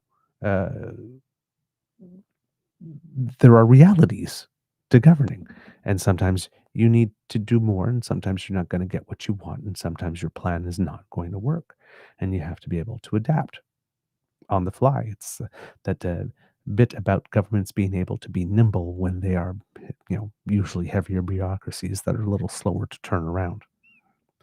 All right. So on this one here, I believe there's going to be a little bit more on the debt to GDP ratio. And of course, it doesn't seem that Kit PNC Bio is with us, but Kit Linda and Kit Bucky are here with us, and they do have a little knowledge here. So Kit Linda M says a stock measurement is at a point in time, while a flow measurement is over a period of time, very basically. And Kit Bucky comes in and says, agrees here with Linda, and says that flow is like your monthly spending. It shows how much you're adding to your financial position. Stock is like your total credit card balance, the cumulative result of past flows. Oh, okay. I understand that now. So Kit Bucky continues, so deficit to GDP tells you how fast the debt is growing or shrinking this year. Debt to GDP tells you how large the debt is compared to the economy. So that's the number that we were using before, debt to GDP, how large the debt is compared to the economy. And it looks like we are going to be switching in terms of an anchor to how fast the deficit is growing or shrinking this year, which again, given my first assessment, given that we are taking on a lot at the moment, a lot more than we should because situations require it, just how far can we go without doing some unsustainable damage to ourselves? And therefore, you might want to look at that other metric for the next, at least probably 5 years, at least, and then more if needed. But yes, on a longer term, if you're looking at 5 years as long term rather than 20 or 30, but let's say mid to long range, that might be there might be cause to want to change to that metric. That is not just trying to pick the metric that makes you look best, but it gives you the metric that lets you know how much leeway you have at any given moment. Just what we're talking about here when the Interim Parliamentary Budget Officer is saying that the leeway is relatively narrow. All right. So let's see what else he has to say specifically with debt to GDP rate. I did want to ask, because one thing in particular when you're talking about sustainability that you flagged was your projections where debt to GDP are concerned. It's been, there's lots of talk about what's a fiscal anchor, what isn't, all that kind of stuff. One of the ones that has consistently, I think, been identified by the previous government, and in some cases this one already, is the debt to GDP ratio. And often, you flagged that going up over the medium term as a big concern. Often, when I have interviewed, let's say, people in the government about it, the counter has been, and this happened during committee to a certain degree as well, it's still not as bad as other countries. Like, relative to the positioning of other countries, that ratio in Canada is better. Does that matter? I'm the Canadian Parliamentary Budget Officer, so from my perspective, I'm focused on the Canadian context and not actually being aware of what's going on in the other jurisdictions, but very much focused on the Canadian federal context. And having an increasing debt to GDP ratio over the next 5 years is considerable cause for concern. If for no other reason, as you point out, it has been probably, I would say, the most important mainstay anchor for federal budgetary targets over the past 30 years. And certainly looking at the people that lend money to the country, it's one of the key indicators that they look at as well. Why is that ratio important? Well, because it represents two really important things that I think are really intuitive for people. The first is GDP, and that's the size of the economy.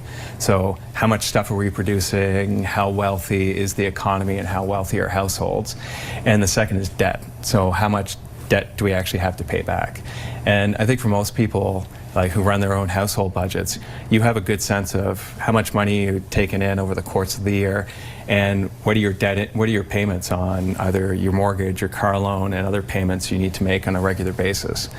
And in a situation where the cost of actually servicing or potentially paying down your debt as a share of your overall income, if that's going up over time, it means that you need to make some tough choices regarding, okay, got to pay my mortgage, but potentially I'm not buying chicken this week, right, and I'm going to shift to something that's a little bit cheaper. That's a good way of describing it.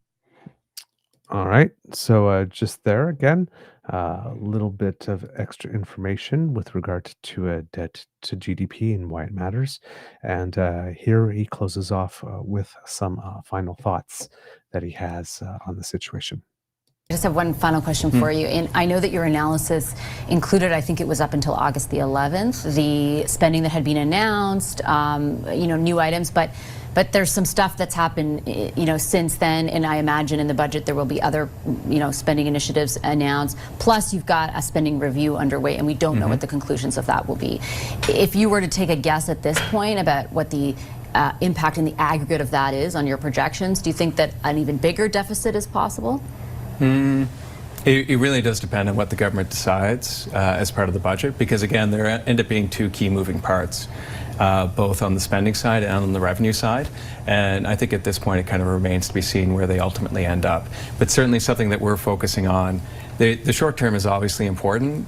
We're also really keen to see where the government's targets are over the longer term, and potentially a recommitment to a declining debt to GDP ratio over time. Okay, I'm going to leave it there. Mr. Jakes, a pleasure. Thank you for your analysis today. Thanks for your interest. Jason Jakes is the Interim Parliamentary Budget Officer. When we come back here on Question Period, U.S. President Donald Trump addressed. All right, so there we go.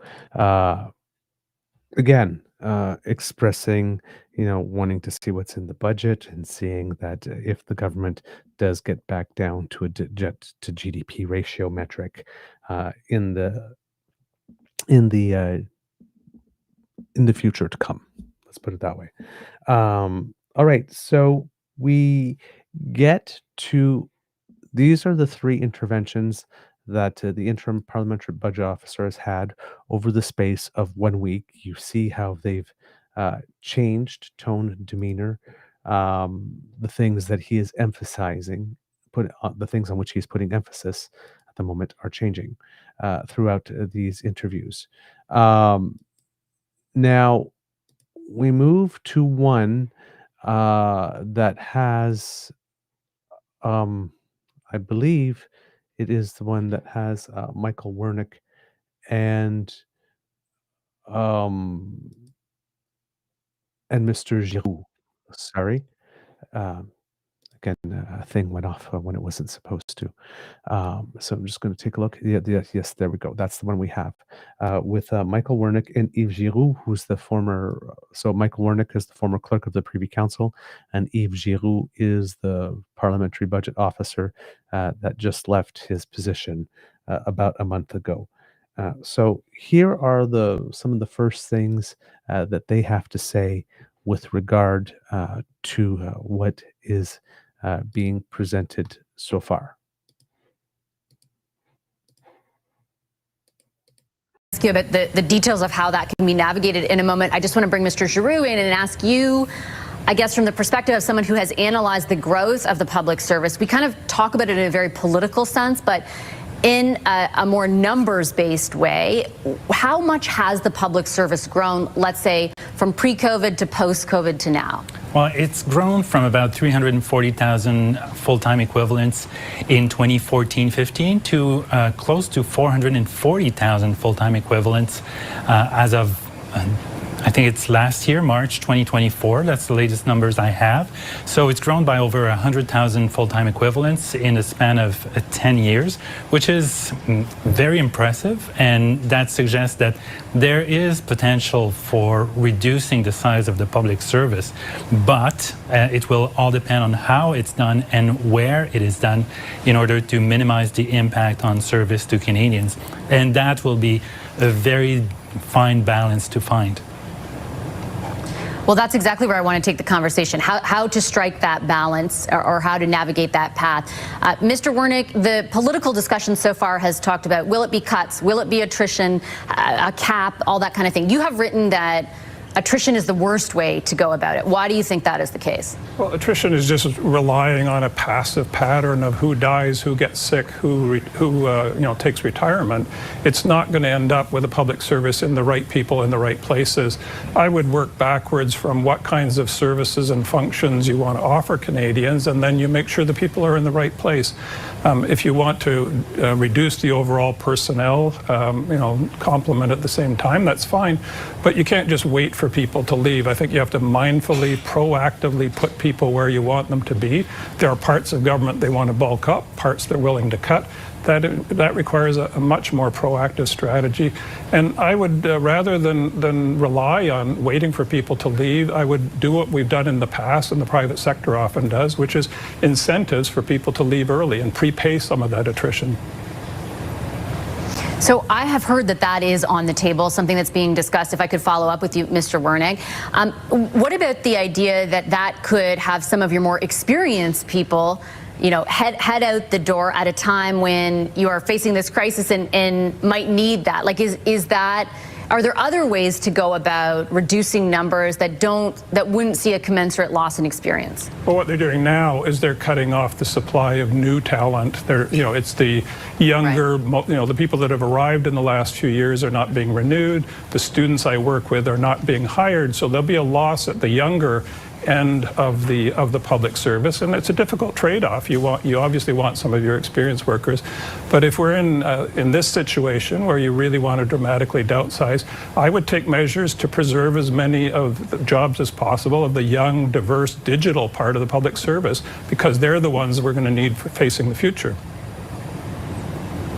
Mr. Giroux. All right. So in that clip, they're talking about, as I promised we would get to, the whole aspect of the actual cuts to the public service, which seems to be something that a topic on which a lot of people are focusing, given that the Prime Minister said austerity and the government had initially proposed a cap. In this segment, we got data from the former Parliamentary Budget Officer stating that the size of the public service has grown by about 100,000 people over the last decade. Now, we've had a population growth of 3.5 to 4 million people over the last decade. So you would expect that our public service would need to grow in order to sustain that. And I did some quick and dirty math, and that would have put basically, if we looked divided the size of the public service per capita before where we were 10 years ago, and then brought in these new people, how much brought in these new people. Some were born here too. We have these new residents, and how much proportionally would the public service have to grow? It comes in at around 375,000. We're at 440. So there are some people could see indeed that there might be a little too much. We did need some help at some point during COVID. I'm sure some additional help to move things around, but I'm not sure if that amount of growth is all related to that, or if it was just other things that we added programs and just decided not to cut anything, which can happen because cuts are unpopular. But yes, and in this answer, of course, Michael Wernig, as the former clerk of the Privy Council, explaining the limits of relying on attrition, and other ways that you could do it, attrition through incentivization to pare down certain departments more quickly than you would need to for those who are needed. That's where it's needed, but there's also, the retooling and reskilling and whatnot to move people in the public service to other positions that could also be played there. But yes, I would not assume that a central banker like Mark Carney would have a policy of only just waiting for people to die off or retire and then say that's good enough, and not actually look at the whole composition of the public service to make sure that it's there. And of course, an interesting side debate that was there, and it's a perspective we don't hear often because we often talk about, if you're incentivizing people to go, you lose all the experience. Yes, you do lose some experience, and there's some knowledge management stuff to take care of, make sure that you're not losing all the knowledge with them. If you're losing the experience, that there's some way to put that knowledge that they tacitly have in their head into some type of explicit format that can be retrieved afterwards, so that the company, not the company in this case, that the public service can grow and keep on improving and not have to reinvent the wheel. But we do have new people coming in with energy and who have learned new methods, new processes, and that type of stuff. And you know, if we keep people with a lot of experience there too long, we also deny opportunities to bring in new energy, new ideas, new ways of thinking, new ways of problem solving, which could also be of benefit in a rapidly changing world. So the trade, when you lose things on both ends, right? It's not just one or the other, and therefore, as you mentioned, it's a trade-off. You have to balance these things, and I really do like the word trade-off when it comes to this. You're losing a bit of this to gain that, if you do it, but if you don't do it, you keep a little bit of this, but you don't gain that. And then you got to sit there and you got to decide, well, based on what you perceive the needs to be for the future, which of those two things is going to be the better course for you going forward. And not all situations result in the same decision. Now, here, we get, I'm going to skip over the next little part because it's Mr. Giroux basically bolstering the previous point with regard to attrition. But we're going to move more to Vashi Capellos asking about what the risks are if we don't get it right in terms of the exercise that we've got going forward here in order to not only assure our finances are fine, but that we have the public service that is needed to achieve the goals that we are now pursuing in this changing economy. What are the stakes, Mr. Wernick, of not getting the balance right? I think there's this, again, like political discussion going on about a bloated bureaucracy and, things getting out of hand after COVID and things like that. And again, that's very political. But like for people who are at home who rely on many government services, like what are the stakes of getting it wrong?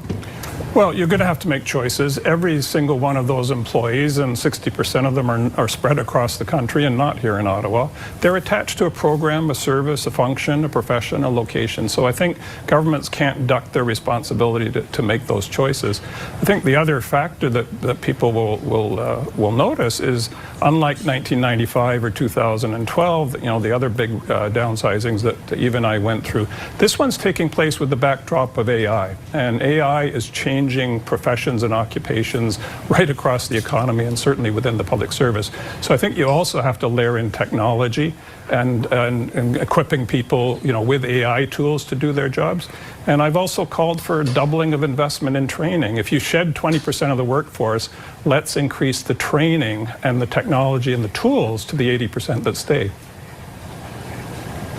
Mr. Giroux, final question to you, and it's about the budget in particular, just because this entire discussion is framed against that backdrop. We're a month less a day away from the budget dropping.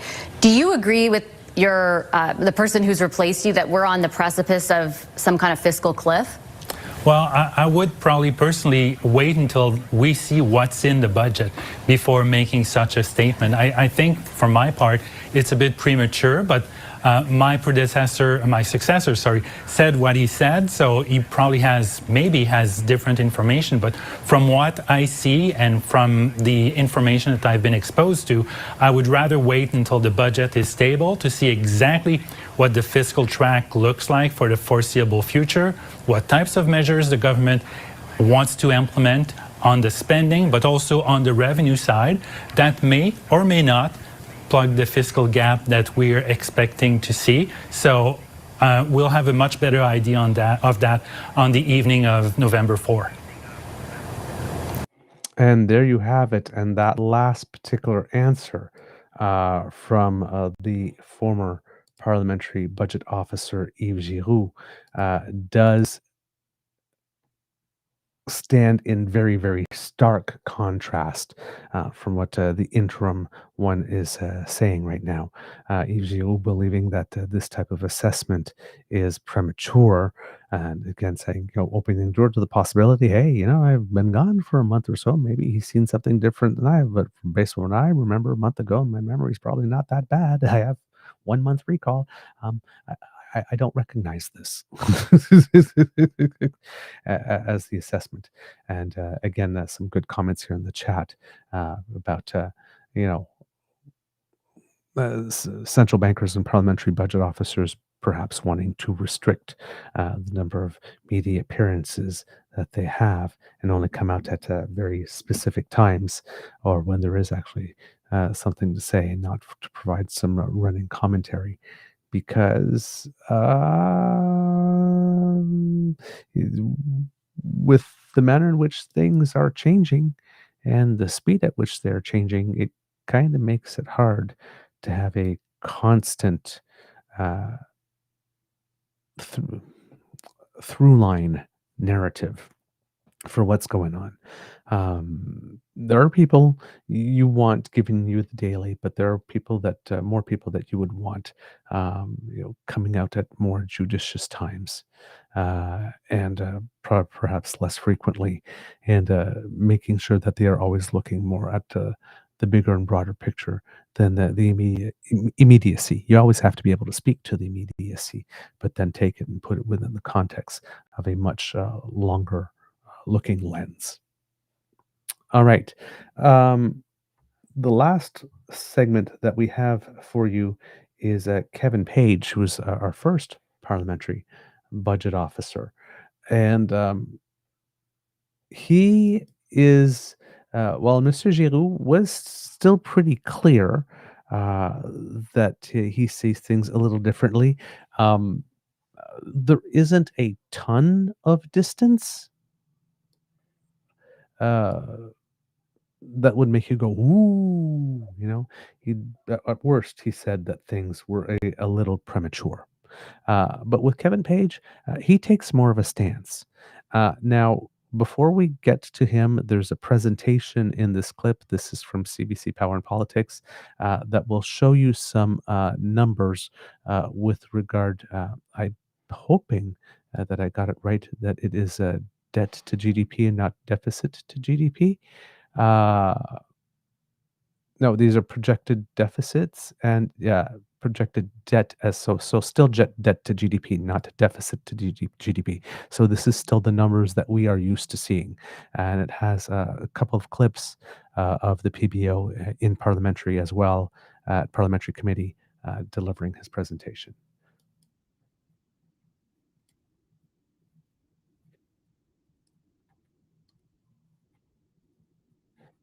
Whoops. Okay. That didn't work. Let's try that again. One more time. That should be better. Prime Minister Mark Carney's first federal budget is just 1 month away, and according to the Interim Parliamentary Budget Officer, the deficit number is shaping up to be ugly. At a parliamentary committee last week, Jason Jakes issued a dire warning.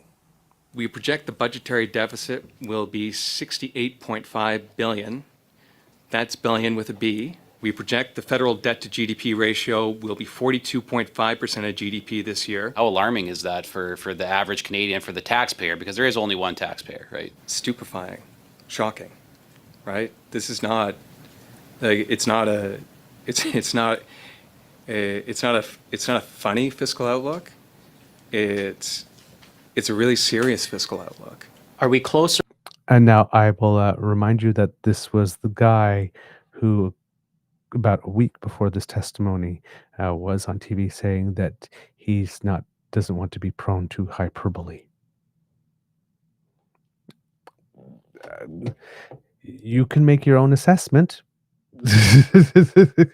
as to whether or not that sounded like the words of someone who is not prone to hyperbole. Are we closer to where we were in the mid-90s than we were 10 years ago?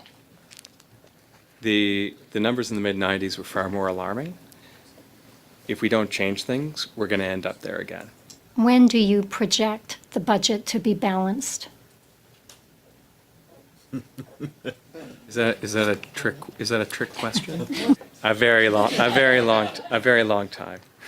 Again, the current status quo is not sustainable.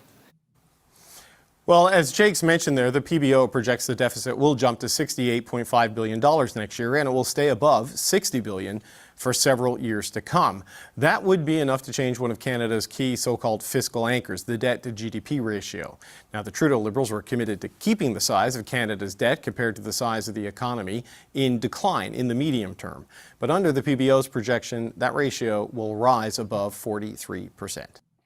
So there, kits and cubs, as you can see on the data, and for those who are listening at home, it's showing that debt to GDP ratio will grow from 41.7% in 2024-2025 to 42.5% in 25-26, 43.3% in 26-27, 43.6% in 27-28, and 43.7%. So it's a continuously rising debt to GDP ratio, which is why it is that the federal government would probably want to be looking at a deficit to GDP in terms of to get a better sense of how things are going now in that instance.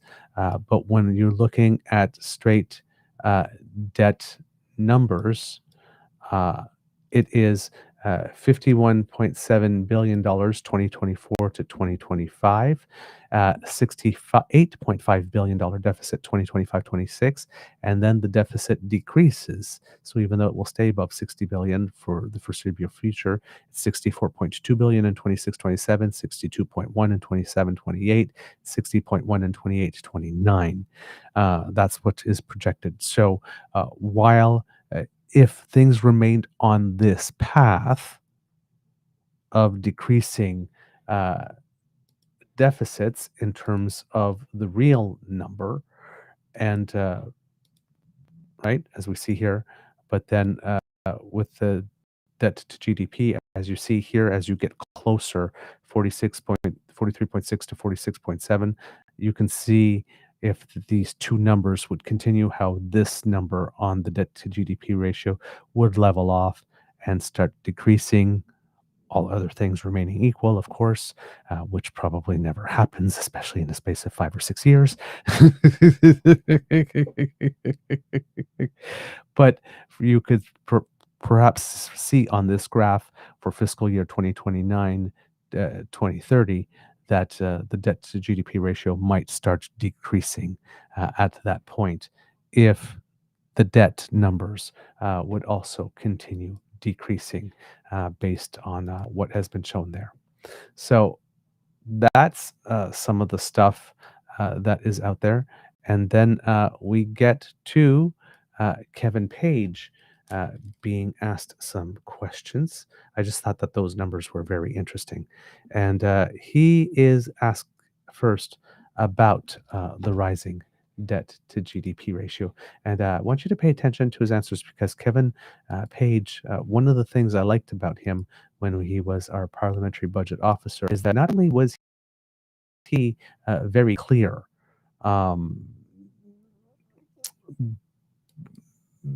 he's how would I put it? He's economical enough with words to make it such that not only is it clear, but it's a lot seems very tempered. He was really not prone to flights of exaggeration in any way, shape, or form. So here we are, Mr. Kevin Page.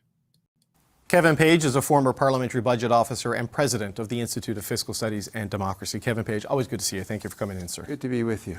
We're not going to see the federal budget for another month, but there's a lot of firm opinions on it well in advance.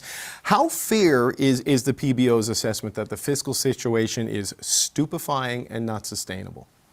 Yeah, I don't agree with those words. The deficit definitely is going up from 2024-25. I think that the numbers that were in the PBO document are probably close to what the Prime Minister will see as his baseline, the Minister of Finance. So it is a higher deficit than we've seen in a while. But it's you put the deficit and debt in perspective. It's we're not in a bad place with respect to other countries. With respect to our credit rating, we're actually in a pretty good place. How the phrase "not sustainable" that is one that jumps out to me, right? Stupefying means whatever you want it to mean, but sustainability has a very specific meaning when it comes to government finances and the state of the budget. And I'm not trying to suggest the numbers are good, but they've been far worse in the past, in the 1990s, for example. So where are you on the sustainability definition of where things are? Yeah, so I think we need to see the budget, and we'll see the Minister of Finance, the Prime Minister's, the measures. There'll be some version of what we saw in the platform, so it'll be a higher deficit track going out. I think like the definition that economists, bond raters use for sustainability is usually looking at the debt of the country, the accumulated deficit, and relative to the size of the economy. So what we see over the medium term right now in terms of this baseline is a very modest increase in the debt to GDP ratio, then it stabilizes. I think the analysis that we've seen from finance, from the PBO, from IMF last year is that Canada is fiscally sustainable. I don't think that's going to change when we see the numbers from Prime Minister Carney and Minister Champagne. Okay, so in this one, we have a definitely clear and distinct different take. Whereas Mr. I'm going to say Jacques for now until I know different or know better. But Mr. Jacques saying that, we're not over the cliff, but looking over it, that things are not sustainable. And here, Kevin Page stating that he definitely does not see that. We definitely have a little more wiggle room. It's not as tight as the current interim PBO is claiming here, and and he was the current PBO didn't want to take too much into account about how these numbers relate to other countries, how they appear in different countries, and how they are relative to ours. For the former parliamentary budget officer, these things are important enough in context that they should be mentioned and factored in. All right, so we continue here where we're talking a little bit about the weaker economy itself here.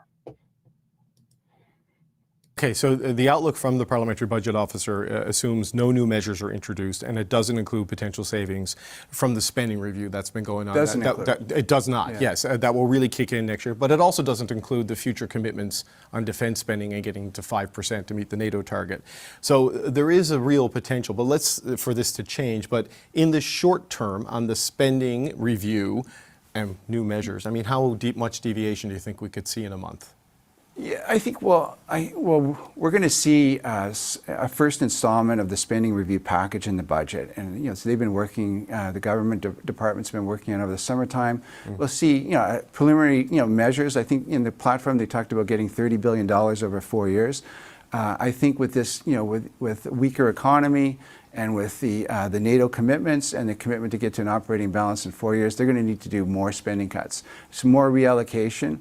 And, we'll see some of that in this budget, but we'll see it in future budgets as well. It's not an environment to raise taxes, so the Prime Minister, Finance Minister are going to work hard to cut spending. Well, they've already cut a bunch of taxes this year too, right? Income tax, capital gains, inclusion, and digital services tax, amongst others. But you talked about the weakening economy. So in this part here, the former parliamentary budget officer making the point that in the particular economy with the particular dynamics that are going on right now wouldn't be the time to, if we're looking to increase revenues, to do it by increasing taxes. We'd have to do it through another method. And now we get to the weakening economy. And we talk about a growing deficit. So both of those things are connected. Is the bigger pressure on the deficit spending, or is it the revenue hit that's been caused by all this disruption by the U.S. trade war? Yeah, it's both. I think the outlook now for this year and next year from the PBO, from from the OECD, from the Bank of Canada's kind of growth in the 1% range. That's very slow growth. That means we're operating well below our potential. So in that environment, it's not unusual to see a deficit. It's not a deficit is quite natural. In fact, it's helpful to help stabilize the economy. So I think it's definitely both. We've seen, it's been the previous government under Prime Minister Trudeau definitely increased spending at a pretty fast clip. Particularly in that area of other transfers, grants and contributions. So we're going to need to kind of slow the growth of that part of the budget. They had a fiscal anchor under the Trudeau government. That was the debt to GDP ratio. The commitment was that it would decline over time, and for various reasons, it moved and got missed and these sorts of things. Prime Minister Carney insists he has them. We don't know exactly what those are going to be. I mean, what markers should we be looking for in the budget to see whether this is a responsible and sustainable plan? Well, the Prime Minister, the Minister of Finance, they committed to get to something called an operating balance. So we're not going to be deficit financing current consumption, current spending. All the big transfers to persons, other levels of government, grants and contributions that are going to be consumed in the current year, they're going to be paid for. So that's effectively an operating balance budget. I think the Prime Minister said, the Minister of Finance said, we'll run small deficits, less than 2 percentage points of GDP for capital investment only. They're going to define, they will see the definition in the budget. And to me, if they could hit that target, we'll have a declining debt to GDP ratio. I think in addition to that target, I think it would be useful for them to show us, have some commitments along the way in terms of hitting targets, nominal balances, what will the deficit be next year, the year after. They could have spending control in certain parts of the budget to help us feel more confident. They could build reserves in as well in terms of getting to that target. But overall, it's not a bad fiscal picture. Every country, because of the weaker global economy, because of the NATO commitments, every country is experiencing some upward deficit pressure right now. Right. Well, but okay, overall, it's not a bad. So again, putting it in the context of the overall economy and global economy, that other countries are facing similar pressure, but again, expressing confidence that sort of what I was hinting based on those numbers, that, with the current situation, yes, we do have to make some investments, but that we are definitely still on track and in line for declining debt to GDP ratio, in eventual terms here on this one. So he doesn't seem as panicked. So that's why I'm saying it's like we have two parliamentary budget officers having two very different lines of rhetoric. And while Kevin Page, yes, is not currently in the position, still, he did the job extremely well, especially being the first one and set the tone for the office and did that rather well. And he doesn't see the cause for panic. He doesn't see the cause. So, it's party time and, let's all go streaking. But yes, but we do have the leeway to take on the additional capital expenses that are required for the situation as it's presenting itself, and then making the case here that if you can show restraint in certain parts of the budget, like let's say the operational part, for example, then that will increase confidence with regard to the other portions of the budget, particularly, again, if it could be made very clear that these are indeed capital expenditures that are going to have, or for the purposes of having a future benefit that is wealth generating and wealth creating. All right, let's keep on going with this one. Bad fiscal picture. Former parliamentary budget officer saying that versus stupefying and not sustainable. You see the political arguments that sort of assessment has unleashed. I mean, when Canadians hear that, we see the opposition raising concerns about Canada's AAA credit rating maybe being at risk because of this. I mean, what should they think? Well, I think the language from the current parliamentary budget officer, Mr. Jason Jakes, is just wrong. And he should walk that back, quite frankly. He should take those. He should tell people that those are, our fiscal situation is sustainable. And I think that the other language of those other words, stupefy, shocking. It's not. You wouldn't see a governor of the Bank of Canada or the Auditor General use that kind of language. So I think that's not the right language. And so I'm sure Mr. Jakes will change. We'll see less of that kind of language. I think it's definitely inflamed certain passions around Canada's fiscal situation that I think are not consistent with the numbers. Right. So it's not the type of language I've heard you use. It's not the type of language I presume you would have used. So again, very, very clear here. Kevin Page, not being ambiguous at all, actually outright saying that the current interim parliamentary budget officer is wrong. Again, in this world, that is seismic as a statement, right? In a world where people tend to be rather conservative, actually standing up and saying, the guy who's supposed to be presenting you a conservative estimate is wrong. Just wrong. is not a conservative statement. It's a pretty bold one. But yes, there you go. You're getting the other perspective. And again, David Cochrane making the point that as well in terms of language and exuberance of language, let's put it that way, that he has never heard Kevin Page speak in that sense. And back to that previous point that I was mentioning as well, Kevin Page says, okay, there was an anchor of keeping debt to GDP ratio in below 1%. But he's basically saying that if it is in between 1% and 2%, as it will be, but the reason that is in 1% to 2% because is we are making major capital expenditures. So in other words, what we're spending the money on matters. That could be a wealth and income generating in the future. Then with those types of expenses between that range, because we are still on a sustainable track and still on a track to eventual numbers that come in year after year with a lowering debt to GDP ratio. And that's specifically what we are doing. That's the plan, is to reduce the operational expenses and put more into the capital side. Yes, pushing us past 1%. So that's why looking at the deficit to GDP. So how much or how are we able to afford this extra boost in spending that we're giving? And if at any time, if the numbers change rather suddenly, we could pull back rather suddenly so that we don't affect too adversely the debt to GDP ratio on the long term. So it seems that the Prime Minister, from what I'm understanding here, and the great explanations from Kit P&C Bio, who has joined us and has confirmed a lot of things that Bucky and Linda have been saying, with adding a little extra color and texture, making it clear to us that he does not have a financial background. But as we know, if you follow on the chat, someone who comments very astutely on financial matters. And we have something in common, Kit P&C Bio. I was also the 77-year-old who spoke like a 22-year-old and was very tedious to those who were raising me, who were trying to teach me stuff. I feel your pain. I feel your pain. All right, so let's get into the last little bit here of what the former Parliamentary Budget Officer Kevin Page has to say. But does it distort how bad things are? Because, I mean, they aren't great. They are challenging. I don't think anyone's disagreeing with that. But it's not the Paul Martin, Jean Chrétien crisis of the 90s.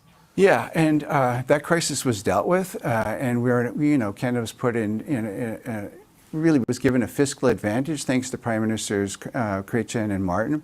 Again, if you look at the numbers right now, a deficit, a baseline deficit of about a little over 2 percentage points. That's a third of what it is in the U.S. and the U.K., and it's well below the OECD average. If you look at our deficit, our debt, debt to GDP ratio, we're probably it'll be the lowest of the G7. If you look at the carrying costs of debt, interest charges divided by revenues, it's 11 cents in every revenue dollar right now. That is a third of what it was for Prime Minister Chrétien and Martin, and we're a AAA country. So, like, where do you see, shocking? It's not shocking to see a deficit go up because the economy is slowing and we have NATO commitments. To me, it's sustainable. I think when they do the analysis, everybody's going to do this analysis, including finance. We'll see it in the budget. We're sustainable right now. You said, just as a final point, you think maybe they should walk it back, the PPO. Have you suggested that to them? Have you talked to them about it? Have you had any responses? Yeah. What have they said? I think they recognize it's a mistake, and I think that's the easy part. I think the part of kind of walking it back, I think that'll be good for the institution. I think they have to walk it back. Former Parliamentary Budget Officer Kevin Page, thank you so much for your time, sir. Good to be with you. And there you have it, Kits and Cubs. Again, the Parliamentary Budget Officer not being ambiguous in any way, shape, or form, even suggesting that, at least in the response from what I'm getting, that he might have actually been on the phone with the PBO and had a conversation. And maybe the interim PBO had come to a couple of realizations. So it'll be interesting to see when his next public pronouncement will be. If he doesn't have any more testimony before committee, I do not suspect it will come prior to the budget now, because some people might be getting the sense, dude, you've just done enough damage. Thank you. You might want to pull back here on this one. But yeah, absolutely. And of course, the former Parliamentary Budget Officer, again, making it clear that if we have a slowing economy, and well, that's when you expect government to spend a lot more, and then we've taken on some additional NATO commitments that we intend to fulfill. What else would you expect to happen to the budget? Right? This is a normal thing. But then you have to do it in a way that is sound. And it seems at the moment that the manner that that is planned to do this is sound. Of course, not everybody has all the details yet, but at first blush, he sees no cause for concern here. All right, kids and cubs. That's the end of this episode of the Daily Beaver Morning Show. We hope that you love listening to us because we love making this for you. Remember, sharing is caring and word of mouth is priceless. So please tell your peeps and poops all about us. We really appreciate it when you do, kids and cubs. And I also saw a thing go by, so let's do it now, saying, I can't believe nobody has talked about the Jays. And of course, our wonderful Blue Jays played their first two matches of the playoffs over the course of the weekend, and against the New York Yankees, over whom they have an 8-5 lead on the season series so far in regular season play. Well, now we can make that 10-5, including playoffs, because the Blue Jays really handled the Yankees on Saturday afternoon with a 10-1 victory. 14 hits for the Jays versus 6 for the Yankees on the day, and 3 home runs, which certainly doesn't hurt. So a great match there for the Toronto Blue Jays. And then they followed it up the very next day with a 13-7 victory. So even though the New York Yankees bats were working a little better, unfortunately for them, the Blue Jays bats worked even better. And it was the New York Yankees showed up after the 6th inning. Their 7 runs came in the 6th and the 7th, but the Blue Jays had already accumulated their 15 runs. Sorry, I don't know why it's 15 hits. Sorry. Not runs, had already accumulated their 13 runs by the end of the 6th inning. So pretty definitely a statement. Both of them statement victories from there. And yeah, I'm not sure if this was 5 home runs for the Jays or 5 runs scored thanks to home runs. But I'm thinking this is 5 home runs because there's a runs batted number here right below it. So yeah, wow, that would have been something. So yeah, they're up 2-0 on the series, and next game is on Tuesday night, if I am not mistaken. So good stuff for the Jays there.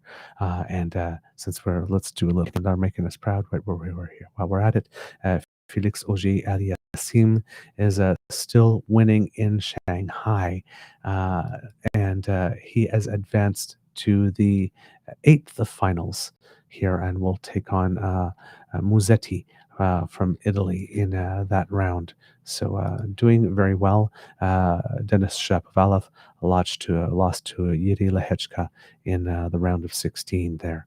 And Victoria Moboko and Leila Annie Fernandez are both on tonight in Shanghai, but with Mboko today and Fernandez tonight, but with a tough first round draws with people that are ranked higher than they are, both of them in the first round. Bianca Andreescu won her first round of qualification, but lost in her second round and did not advance to the main draw of the tournament, unfortunately for her. All right. So, Kits and Cubs, as well as sharing our content, if you would like us to help you, if you are a busy beaver or busy bear on the go, you can take us with you thanks to the Ray Girl, who sponsors our pod page. Podpage.com/the-true-north-eager-beaver, a hyphen between each one of those words. And you can scan that QR code too. That also appeared. And when you go there, that brings you to our pod page, and there's a button there called subscribe. And when you click on it, when we have a fresh podcast for you, right off the podcast feed and directly waiting for you in your feed, from our feed to yours. And then you can put us in your ears and go for a walk or go take on the day. And that way you don't have to be tied to your computer to watch. You can take us with you. Thanks, Ray Girl, for helping us with that.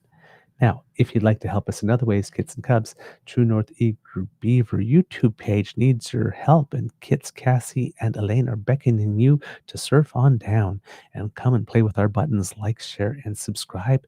Give them a little tickle. I think our latest advertising campaign has now closed because the new subscribers are coming in less quickly as they do when we have an advertising hit on. So help us get to 27,000 Kits and Cubs. We would really appreciate that.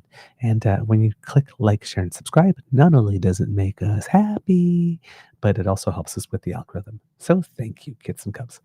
If you would like to help us in other ways, we do incur some costs to bring this show to you, and we are hoping to reach our goal of breaking even this year. And you can help with that by making an enthusiastic expression of encouragement via our coffee page, or in other words, a contribution to the Eager Beaver Lodge Emergency Hydration Fund, where you can do your bit to help keep your favorite beaver moist, because a moist beaver is a happy beaver.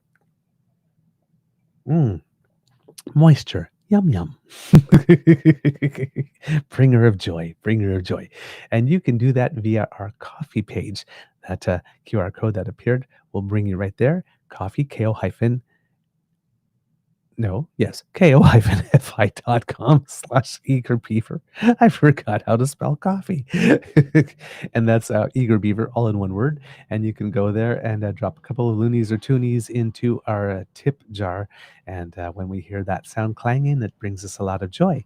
I don't know if you're hearing all that noise, Kits and Cubs. I think there are some trucks outside that are mulching some tree branches, and it's making a lot of noise, making it hard for me to concentrate. I just don't know if the mic is picking it up. If it is, that is the sound you are hearing.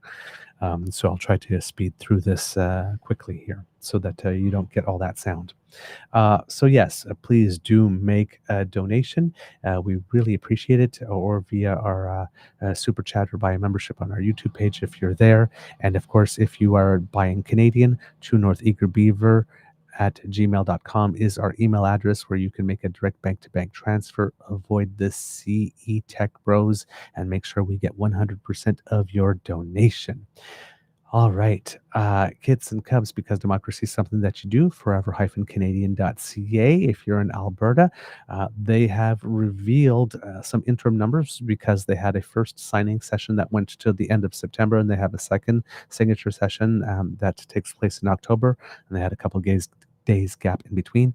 They've announced that they've collected, I think, 230,000 of the 294 or 300,000, let's say round it up, that they need in order to get that question on the Citizens Initiative ballot. So a few more to go and a whole other month to get them. So let's go far beyond 300,000 if we can to send a very, very strong message to Danielle Smith. But thank you to all of the Albertans who have showed up to sign, who have organized to collect the signatures, and to all Canadians who have donated to Forever Canadian to help fund their work and have supported it and spread the word.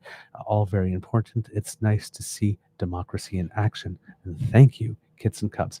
And since we are talking about democracy in action, please don't forget petition number E6679. And that's to have a little more honesty in politics. And tomorrow we will be having, not live on the show, it will be a pre-record conversation with the person who spearheaded this petition that we will be able to bring to you on our show very, very soon. But the petition's at 31,892 signatures. And I remember when we first started talking about it, it was just over 10,000. So hopefully by us talking about it and you sharing it with your circle, you are doing the little bit that needs to be done to make sure that we get a lot of attention brought to this and maybe get some action. So I'm going to include the link again in the chat for you, Kits and Cubs. Please, if you haven't signed it yet, do so, and please share with your circle. Kits and Cubs, Newfoundland and Labrador, October 14th, coming up now, 8 more days, will be a provincial election. So please make sure that you get out there and vote and get familiar with your candidates. Also on the 8th, if you're in St. John's, the municipal election that was delayed in your city will take place. So do show up to vote for that as well. And of course, November 3rd as well in the Yukon Territory, there will be an election there as well. So lots of elections going on there. And also, on that front, I believe the P.E.I.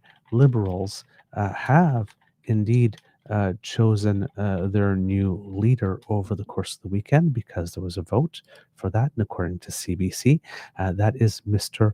Robert Mitchell, who was chosen, according here to Cody McKay of the CBC.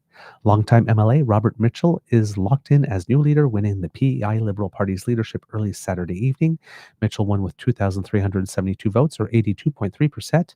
Todd Cormier's 509 votes, 17.6%.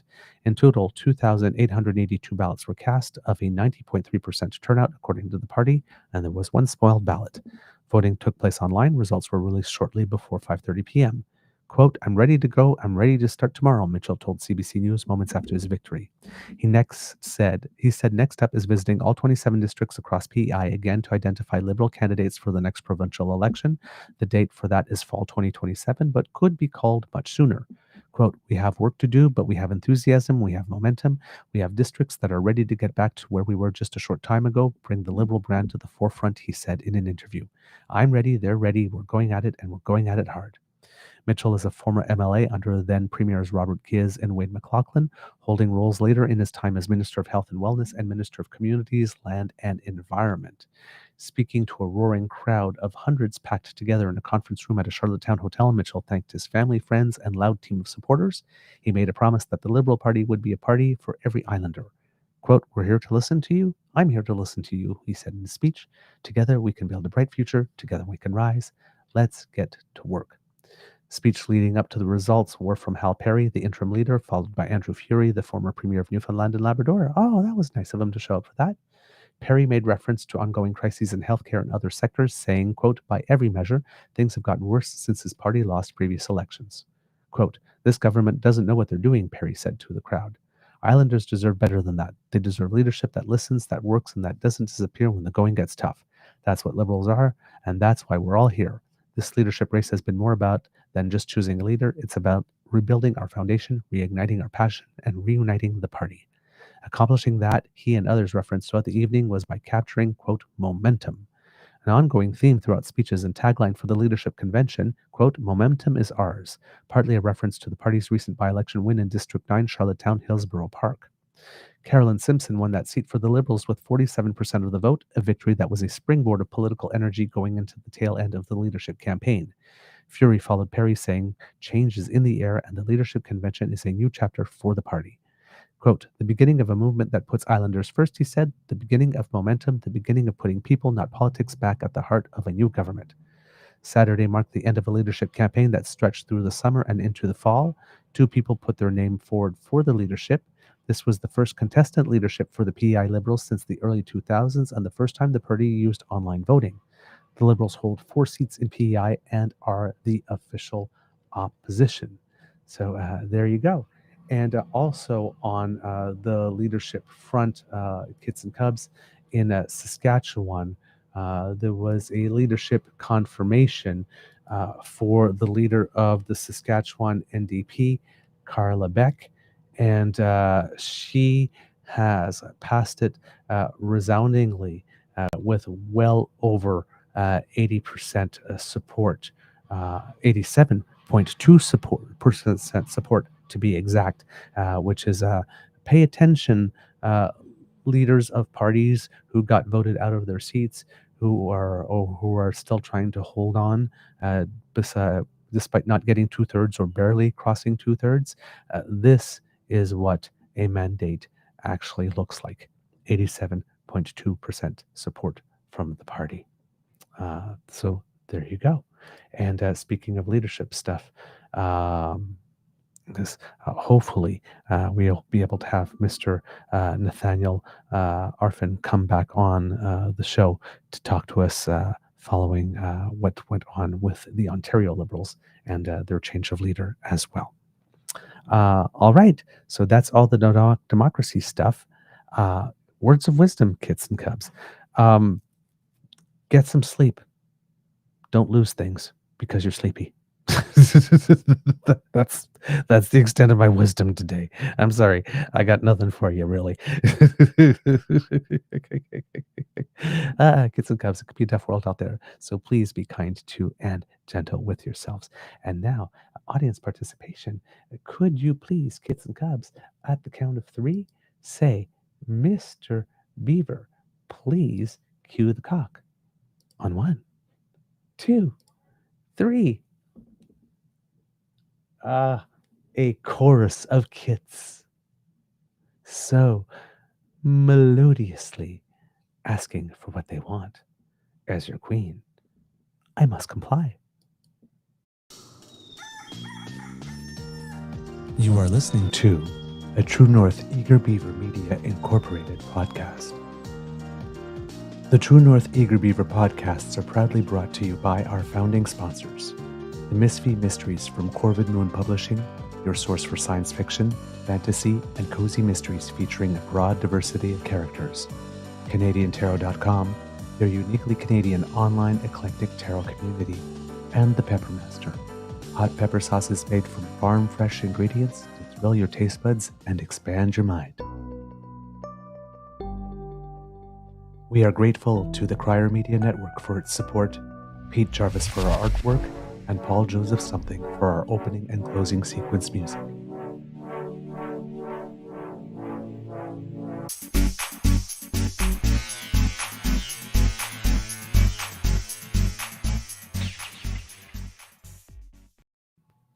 All right, Kits and Cubs, no real big Easter egg for you today, but just going to mention it because it's happening. The Prime Minister will be taking a plane to go off to Washington, D.C. today to meet with Donald Trump. Further advance whatever the trade negotiation is. Some people worried that it could be setting us up for a trap this time, considering how mercurial the mood of the president has been, and how things have not been going particularly well for him lately, particularly with his approval numbers and the fact that he's been mentioning 51st state again. And you have a couple of people making those little statements about stuff like human smuggling and whatnot that could give the impression, are they preparing the terrain to Ukraine us? And from other sectors, we're hearing that there might be an announceable on some movement on steel and aluminium tariffs, because the United States are starting to be affected pretty much by it too, and want to reduce the pressure. And if that's the case, then the Prime Minister would be coming back with some type of win that he could turn around to Pierre and go, "Yeah, in your face." But he probably won't do that, or at least not in that way.